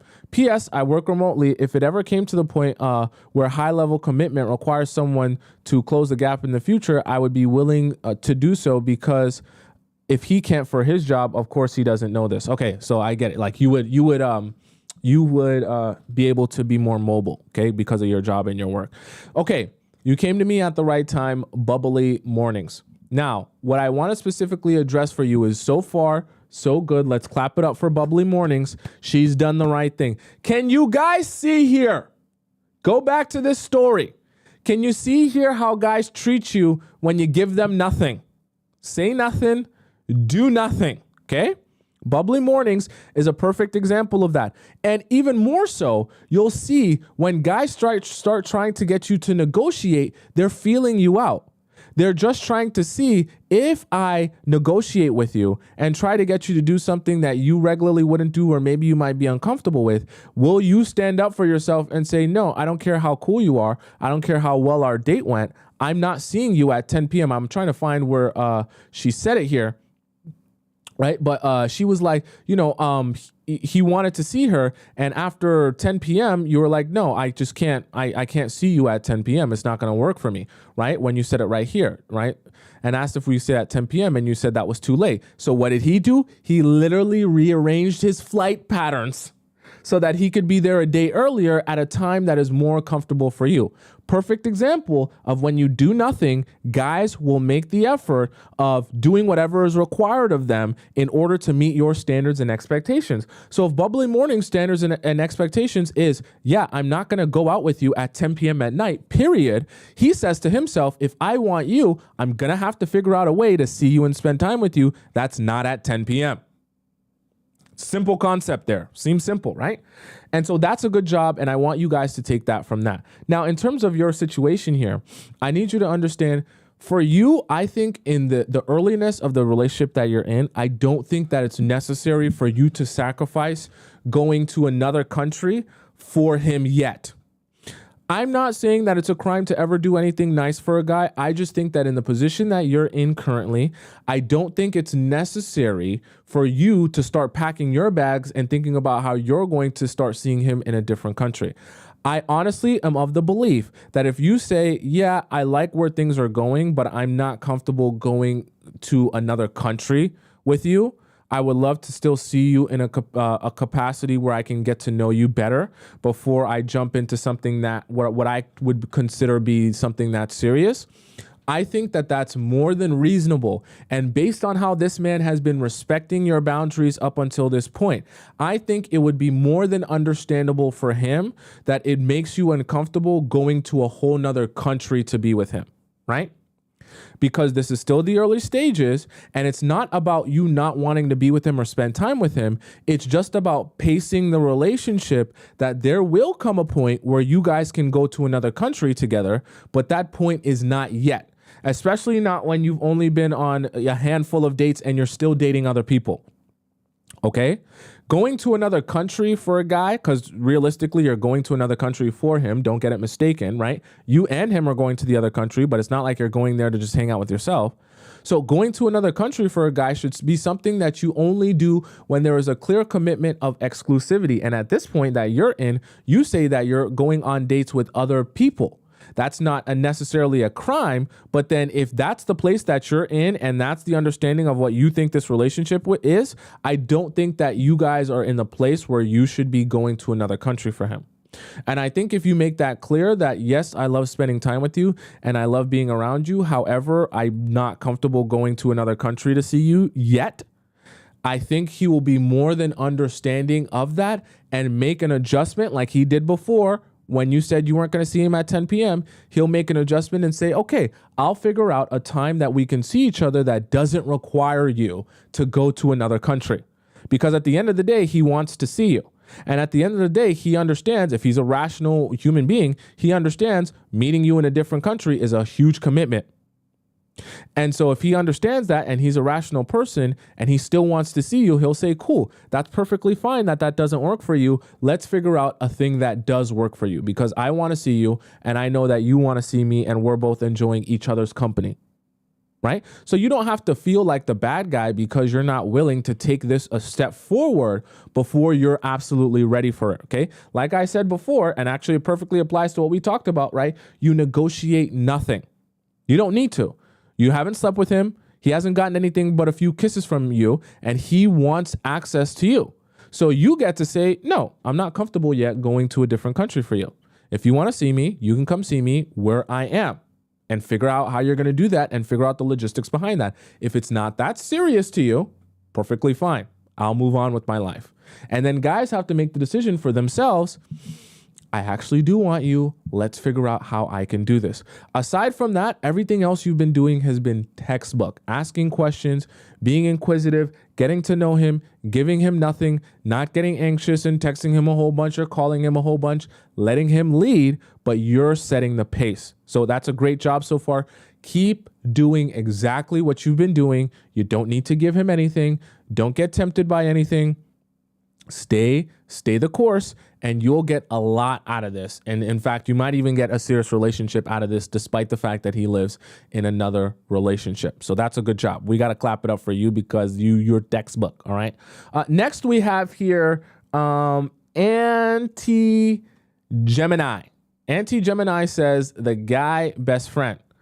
Okay. So Anti-Gemini says, oh boy, here we go. So I am 28.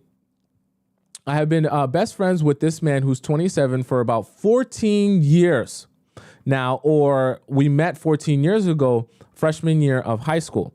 Literally, for me, it was love at first sight when I saw him.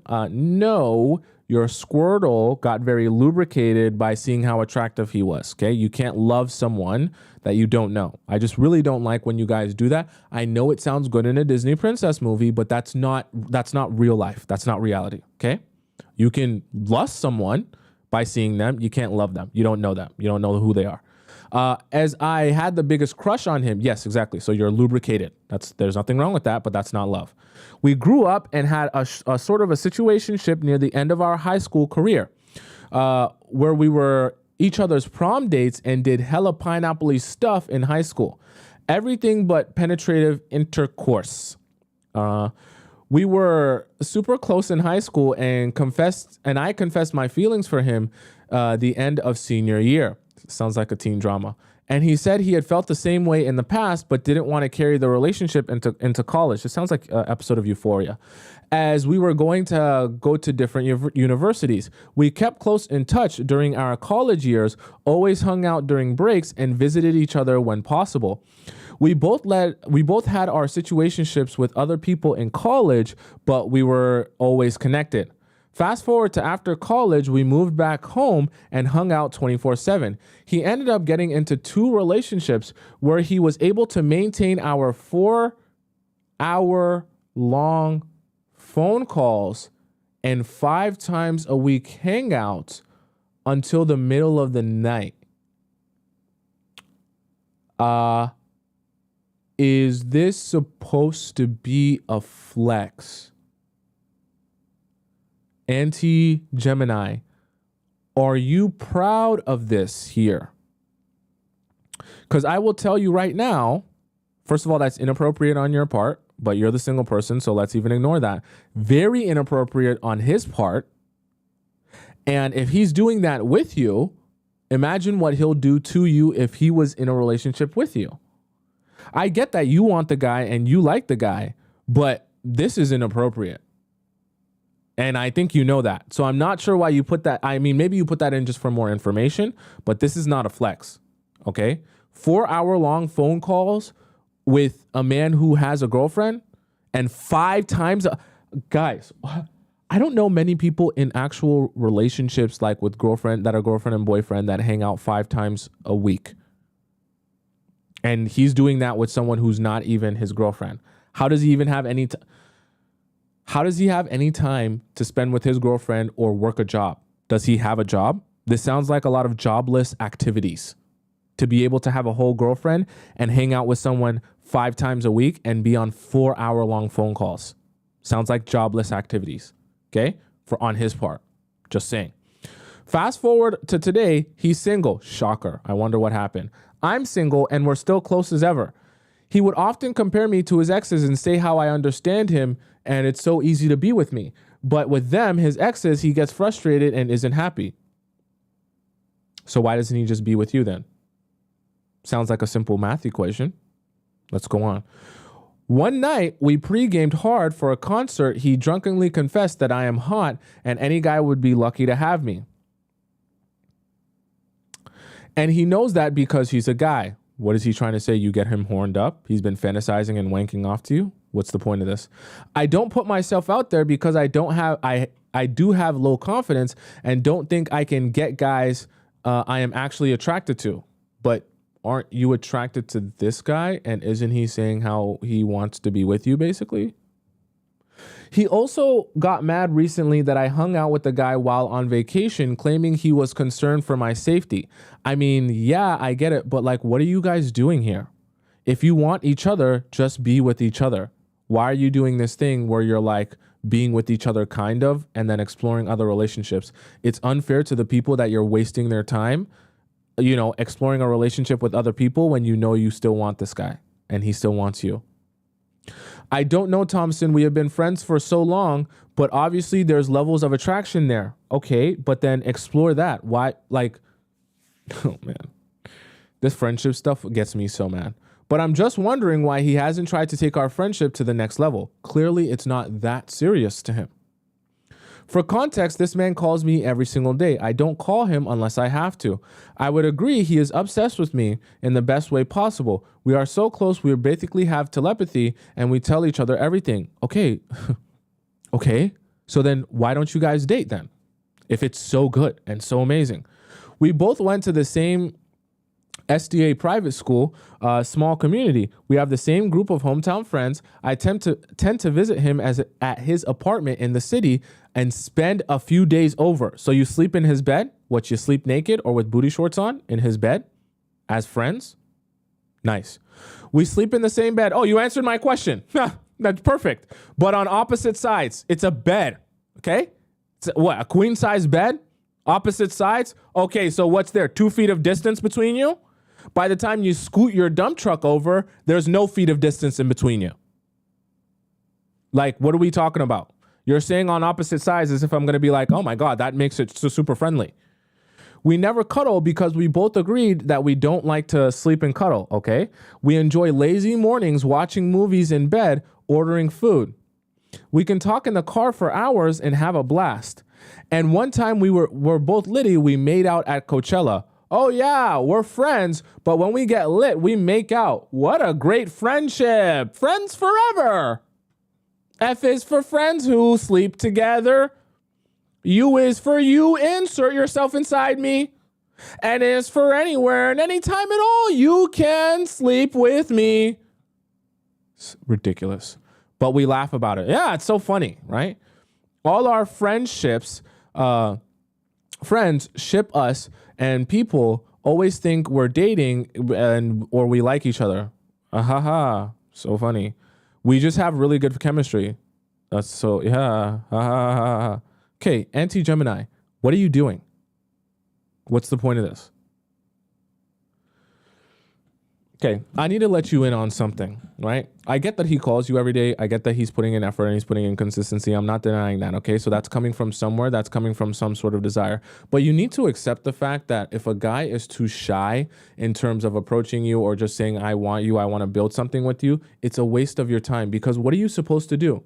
How are you possibly supposed to build any other real relationships when your entire life is being spent on, or all your energy is being spent on this guy that it's not going anywhere with? I mean, cool, you guys make out at Coachella. That doesn't mean you're dating though, and that's not building a relationship. Cool, he calls you all the time, but he's not asking you out on dates or actually saying, I want you to be my girlfriend. So that's not going anywhere. What's going to end up happening, right? Because you keep pushing it and pushing it closer and closer to the edge. You're sleeping in the same bed. You guys get drunk with each other. When you get drunk, you start admitting things. You start getting emotional. You start confessing things to each other. What's going to happen? I can 100% guarantee you this, whether it be the coming months or the coming years. What's going to happen one of these nights, you guys are going to get drunk together. You guys are going to be confessing back and forth. I've always liked you. You've always liked me. We've always liked each other. You're going to be wearing some really tight pants that day. He's going to be like, damn, you look good, girl. Damn, that dump truck hitting. And then you're going to be like, damn, I've always thought you look good too. You guys are going to start making out. The makeout's going to turn to touching and feeling. And then one thing's going to lead to another. And you guys are going to sleep with each other. It's like clockwork. I've seen this a million times. Then when you sleep with each other, this is what's going to happen. All of these texts that he's been calling you every day and texting you every day and admitting how much he likes you all the time, you're going to see less text and less calls. You're going to start getting anxious. You're going to start reaching out to him. Things are going to become awkward, and your friendship's going to go from a friendship where you guys spend all your time with each other to some weird, awkward thing where now you guys don't know what it is, and you feel like you're trying to get him to address, do you want to be with me or do you not? And you feel like he's not answering your question, and you feel really confused, and he's really confused, and everyone's really confused, and then the friendship eventually fizzles out because of the constant confusion. And a lot of frustration on your part. What you need to do here is you need to withdraw yourself from this man totally and utterly. Why? Because you need to force upon him a decision. Do I want her so badly that I want to start building a relationship with her and get serious with her? Or is this relationship or friendship or whatever ship not important enough to me that if she withdraws from me, that I will continue pursuing her and want to take this to the next level? You need to give him the space to actually consider what does he want from you? Because that space will allow him to think, okay, if I can't have her as a friend and my only options are to be in a long-term relationship with her or have nothing with her, right? Then he has to then come to the realization which one is more important to me, right? And once he comes to that realization, he will then approach you under that realization. So if he comes to the realization when you give him space that he wants to build a relationship with you, when he comes back, there will be clarity and you guys can actually build something.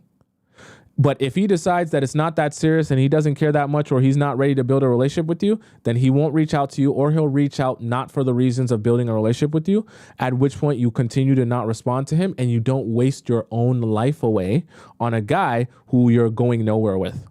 Because the truth of the matter is, it's great that this is a nice friendship you're having. It's great that you feel so close to this guy. But the reality of it is, this isn't actually a friendship. This is a confusion ship. And you guys are pretending to be friends so that you guys don't have to actually address the issues or problems and have some sort of boundaries and expectations, right? But at the end of the day, this only serves him. It doesn't serve you, because you continue to be attached to him and grow feeling like you're going to be in a relationship with him. Then one day when he pops out with a girlfriend, you're jealous. Simultaneously, you find it really difficult to build any sort of romantic relationship with other guys because you feel attached emotionally to this guy. So you're the one that loses. Okay? I don't want that for you, but the only option is for you to withdraw so that he has to make a decision on which version of you he wants. Does he want to just never have access to you again? Or does he want to actually get serious about building this relationship with you and actually build one? Okay, so that's what you need to do with that. Okay, next here we have Joanna says almost 10 years, still in need of advice. Okay, so let's see what Joanna says here. Okay. Oh, I think we already did Joanna's. We already did Joanna's. Joanna's was from yesterday. That was just a follow up on other people responding. Next we have here. Oh God. Oh my God. Okay. Horned Up says, was I pineapple trafficked? Okay. Chat. Let's buckle ourselves up here and let's prepare, because this is probably going to take us for a loop here. The name and the title is making me nervous. Okay. Horned Up says, hi, Tom, 20-year-old female here. I had a super weird occurrence this past weekend and was wanting your thoughts. I'm scared. I live in the suburbs of Detroit, Michigan. I'm pretty, 5'5", 115 pounds. Okay, so you're petite. I dress like an alternative 20-year-old.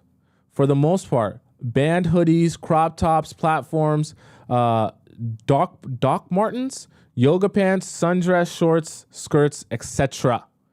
I've also been called a stick all my life due to my metabolism. No matter how many deadlifts, calorie deficits, well, you wouldn't be doing calorie deficits if you wanted to gain weight. Protein diets I've done, the 1 to 2 pounds I end up gaining disappears after a day. I don't have a car at the moment, so I usually walk to work to run errands. Walk to work or run errands. And lots of men holler at me and back up while rolling their windows down to glare at me. Interesting. Not a flex. I like how you said that. Not a flex. In fact, it's pretty inconvenient. But a great fear of mine is that I could literally just get swooped up with ease any day and never see the light of day again. Thankfully, I've been protected. Anyway, you do live in Detroit, Michigan. Yeah. Anyways, I was walking to get some African food. So you're an African? About a mile from my house. This day, I was wearing a gray sundress. You got that dumpy in that gray sundress? I was 5 minutes away from my destination, and out of nowhere, a Cybertruck was driving down the street. I had never seen a Cybertruck in my area before, but there definitely are a lot of famous rappers from my area that could possibly just be in town for whatever reason. So I was nervous finishing my walk, but the Cybertruck passed. After about 5 seconds later, I turned around and heard a fat guy yelling at me. I had headphones in, was listening to your stream. That's actually pretty funny. That's actually pretty hilarious. And tried ignoring him, but he turned his Cybertruck around, even though it was on a one-way street. Damn, you must cut that crazy dump truck. Oh my God. He literally U-turned his Cybertruck to come holler at you. Damn. Okay. And followed me all the way to a stop sign. Your dump trucks must be insane. Okay. So I asked what he wanted. He asked, what's your name? Let me say it like he probably said it. What's your name, shawty? When the last time you been shopping? I got a little annoyed, but part of me was screaming, sprinkle, sprinkle in my head. Oh my God, this is a stranger that pulled up on you. I resisted the urge to put my headphones back in and kept walking. So you stopped listening to me? He kept following me. He then asked, what's the most money Ninja ever gave to you? Nah, sorry, let me say it like he said. Shawty, what the most money a nigga ever gave to you? That's how you probably said it. I felt answering a question would comfort him so he could leave me alone. I told him, I don't know, but maybe 8,000. Just off the top of your head. He told me he had it. He told me he had it for me if I hung out with him for 10 minutes. He got 8,000 for you if you hang out with him for 10 minutes. Okay. Interesting. We argued back and forth as he followed me. What are you arguing about? Then this is very embarrassing as I'm typing this. I got in the car.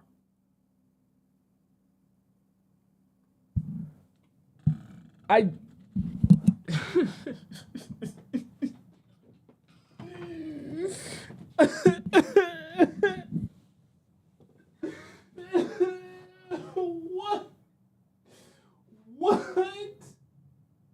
What? I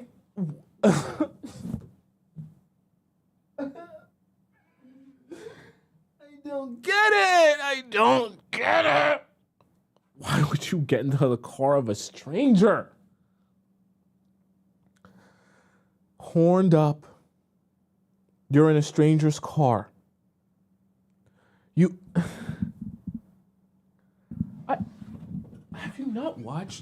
Have you not watched any murder mystery before in your life? Not a single one. You just got in a strange man Cybertruck that offered you $8,000 for 10 minutes. What do you actually think he's going to do with you in 10 minutes?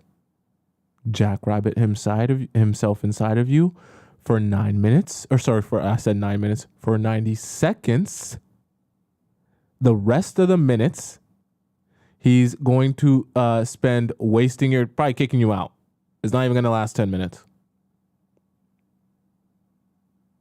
Horned up, what are you doing? Okay. I don't know how you thought this was supposed to end well. And I'm even more upset. I even forgot about this chat. She was listening to my stream while she did this BS. She was listening to me tell her how she shouldn't give herself away to anyone for free, and she should make sure she holds her leverage and make sure she takes care of what she needs to take care. She was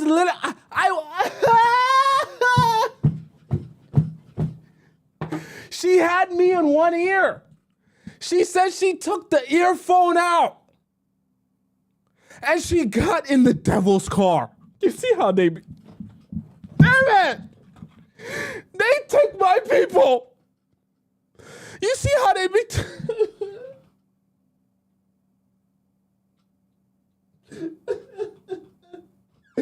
I lost one. Oh my God. This is so sad. Okay. Oh my God. I lost a good... I gotta work harder. The devil works hard. I work harder. I gotta outwork the devil. I can't let this slide. I got in his car, but my hand on the box cutter. He said he had a few stops to make. What?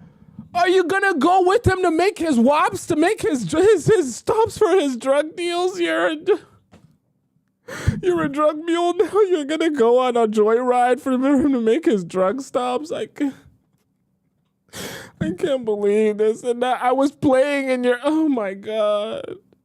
And he just wanted to spend on me? What? Like just spend money on you?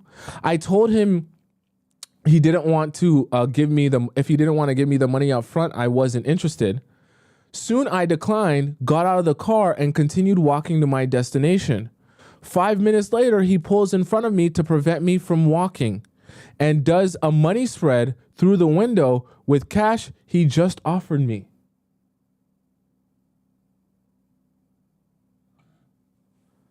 I gotta work harder than the devil. I think I really do need to. I need to work hard. I think I might have to start going live twice a day, because I don't think I be in your all of your ears enough. I don't think I'm in your soaking in your brain cells enough, because it's not enough. I need to be here at, like, I might need to start doing 24-hour streams for you guys, just so you never get a chance to turn me off and not hear my voice. Because I told him, give me the money. He begged me to get back in the car. I walked away. He is still following me at this point, yelling, "Let me piss on you."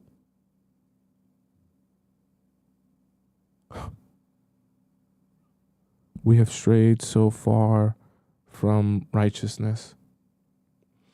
I'm just trying to piss on you, Shawty.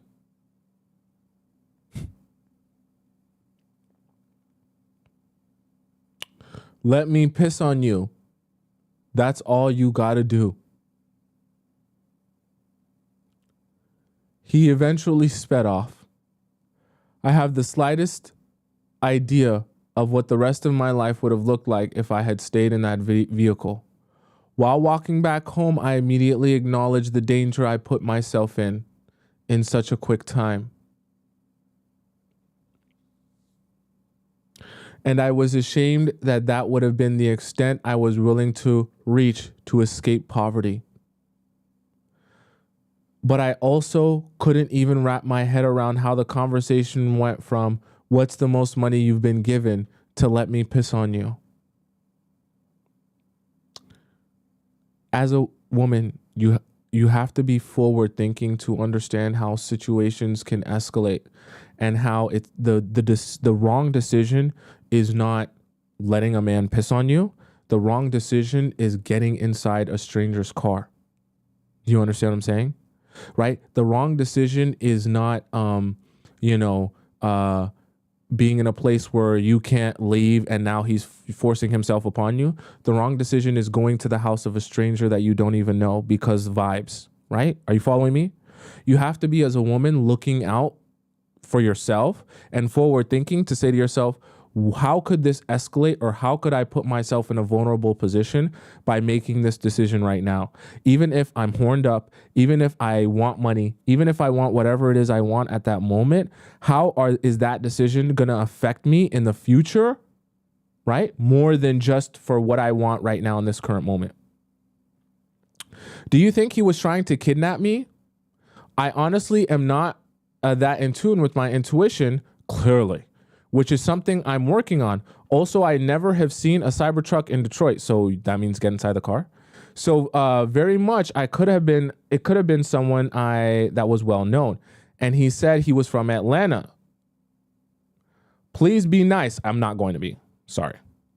Also, if you have any weight gain tips or diets for bulking or calorie deficit intake, I'd love to hear it. Thanks in advance. Okay, horned up. This was a horror story, so thank you for that. And for the rest of the chat, to hear them listen to your horror story. I never want you to do that again. I don't care how much money you're offered. I don't care whether it's a Cybertruck, a Lambo truck, a Toyota truck. I don't care what type of truck it is. A toy truck. Don't get inside it. You put yourself in such an extremely dangerous situation. And I don't know what his intentions were. It's impossible for me to know. That's a stranger. That's the whole point. You don't know where he's from. You don't know what he's capable of.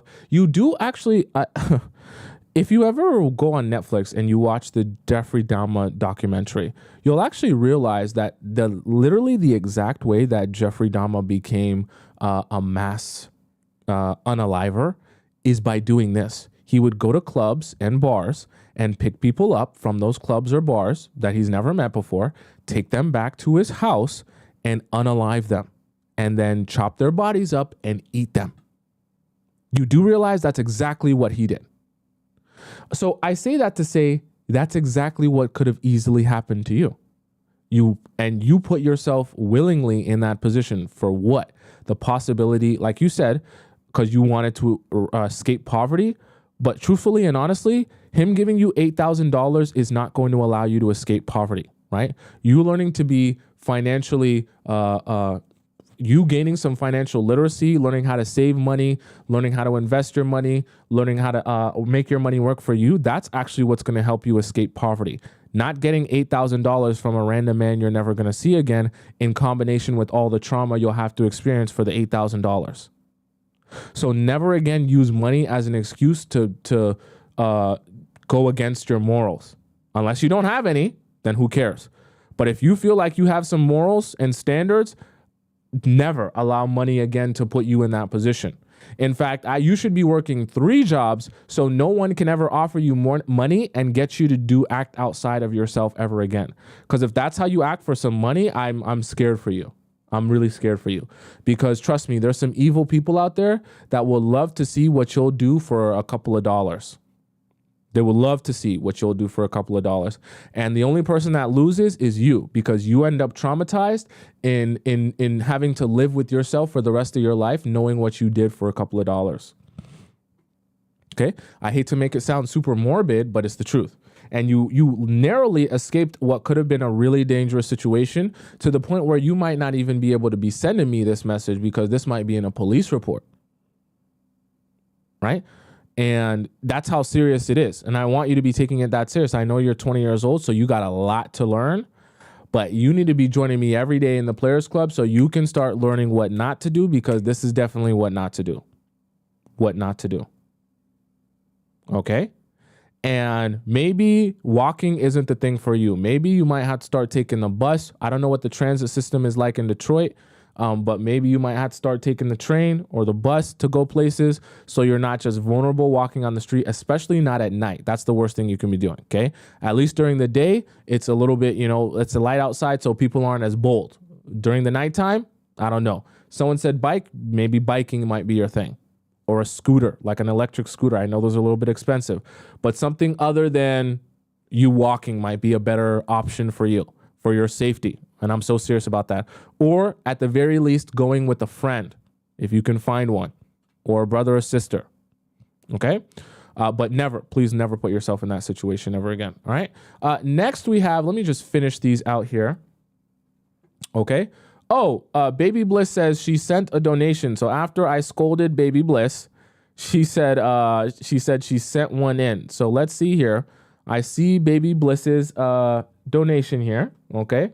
Like I said, guys, it's not to be mean. It's just because I want us to all be fair to each other. Okay.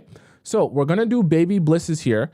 And then I don't think I'll be able to do any more for today. Not because I don't like you guys, but because I have to run. And if people want to send in theirs and skip the line, then that they're gonna skip the line. Nicole says you are making me. She donates $5. She says you are making me laugh, and so hard right now. You are my favorite. Thank you, Nicole. I appreciate that. All right. So, but I'm really serious about that. About that last one. Baby Bliss says, what should I do? I am 25 and he is 33. So I decided to go on a professional networking boat party with my girlfriends. And today I just saw that this guy is a guest professional speaker. I had no idea he would be attending this party because it's 25 plus and he hates attending parties with young people. This guy and I were briefly friends with benefits. Then he was mostly a pen pal, then we got into a big argument this year. Then we both apologized and he took me off socials, but re-added me on WhatsApp and started talking briefly. I don't text him because I know you said not to text guys. Yes, we were on good terms the last time we talked. What should I do when I see him on this boat party? Should I use the staring technique and stare at him, not in a creepy way, and see if he approaches me? Or should I just ignore him and be with other guys? Should I approach him and say, hi, I want to open the doors so he feels intrigued to ask me out on a date, but I don't want to look desperate? There has been quite a lot of time of us not talking, not going to lie. I'm not going to lie. I'm the past before I discovered your channel. Did you mean to say like you made mistakes before you discovered my channel? I did ask like a desperate clown and give him all the ego boost. Now I understand my value and I only will take him back if he chases this time. Update, I saw him a few days ago and he's a football coach for another team. How many different things does he do? He came up to me. He came up to my coach asking to share the field for practice and my coach said no. He saw me and didn't say hi and I just went to the coach. He didn't say hi and just went to coach his team. I'm not sure if it's because he was trying to be a professional or it's because I was busy playing with my team. Update again. Okay, so this is like in how many seconds? Because you sent this message in today. I saw him at a Carnival Kingdom for a Caribana weekend. Do you live in Toronto? Okay, so you probably live in Toronto because Caribana weekend. He saw me with my girlfriends and running around talking to guys and having fun. We made eye contact from a distance a few times and waved hi one time. He was about to come talk to me when one random guy came and pulled my friend and I over to talk. Then my friend and I were dancing and he came up to me with his friend and I gave him a hug. So then you go on to say he was talking about football and how he was going to scrimmage with my team and that he had already talked to my coach. There was also so many other teams and I don't know why he chose my team in particular. He was talking with me and his friend was talking with my girl. Him and I were making small talk halfway through and he had to find another friend and walked away from me and was just staring at me from a distance. Okay. I turned back and started to engage a convo with his friend and my girl. His friend invited my friend to another party the next day. We said he didn't want to go. Wait, what?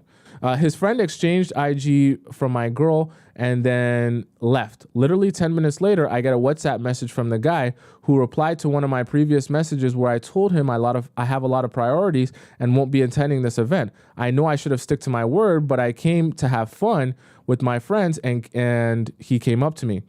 Please view the screenshot below. I totally ended the convo. The next day, I get a message from my football coach that we're scrimmaging with his team on Tuesday.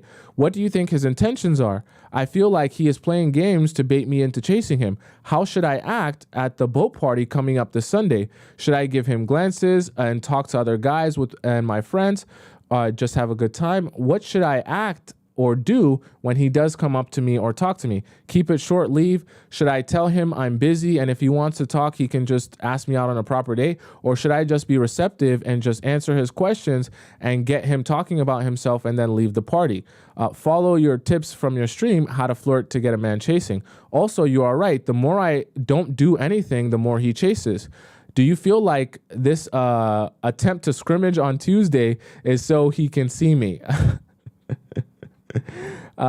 I think it's funny when you guys send in a message and you guys think that a guy, you're like, oh my God, he took a trip to Spain and I told him that I've always wanted to learn Spanish. Do you think that's a sign that he wants to date me? I always think it's funny when you guys talk like that because yeah, it's just really comical to me. Sometimes it's not that.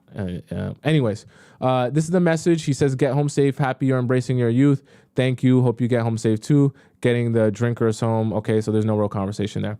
Is this the same guy? Oh, no, sorry. This was, yeah, that was the message. All right. So, thank you so much for confirming. I see you confirmed there your donation and everything, so I appreciate that. Thank you so much for following and abiding by the rules. Now, in terms of the rest of this message, I think that the best thing for you to do, chat, let's all say it together, you do nothing. Do nothing, baby bliss. Okay.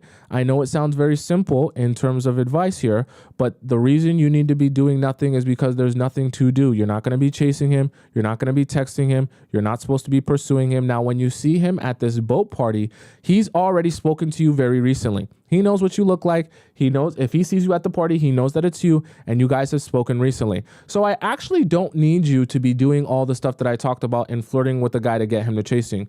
That was more catered towards people who are seeing a guy for the first time. You, someone like you that's in a position where the guy that you have been messaging or seeing, He like has been talking to you. He knows how to approach you. He doesn't need the confirmation to approach you. If he sees you and he wants to approach you, he'll do that. So I actually advise to you, if you go to that boat party and you see him, don't say anything to him. Don't even look in his direction. He can see you and allow him to see you, but don't acknowledge him. Let him make the decision if he wants to approach you or not, and use that as an answer for yourself if he's that serious about it or not. Now, if he approaches you and all he talks about when he approaches you is some more jibber jabber about random stuff, because all the stuff you told me was just small talk about random stuff. You know what I mean? None of it was, I want to actually take you out on a date. If he continues just yibber yabbering to you about random stuff and not actually saying, hey, I like you and I want you and I find you interesting, or you know what I mean? Like giving you some sort of flirty energy where he's trying to see where things go, just go ahead and drop it. You understand what I'm saying? Don't waste your energy, because I don't even think I think honestly, more than he's showing you that he wants you, you're feeling like you want him to want you, right? Which is why you're kind of saying this whole thing about it was his scrimmage with another team an attempt just to see you. Like, I don't want to be mean to you, but it's a little bit delusional there. If he really wanted to see you that badly, he would just ask you out on a date, not organize an entire football scrimmage with the team that you're on just so he could possibly get a glimpse of you and speak to you. He's clearly not scared to speak to you and see you. So if he really wanted to go out on a date with you, he would just ask you out on a date. Okay? Not to burst your bubble, but your delusion is going a bit deep here. And you're thinking that this is all some huge attempt because of his secret status that he's so in love with you. When I'll be honest with you, it's not coming across like that to me. If he really was that obsessed with you, he would just talk about going out on a date with you, not doing all this extra stuff. Now, I'm acknowledging that he probably may have a little bit of interest in you. I just don't think it's that extreme that he's thinking to himself, I want to take you out on a date.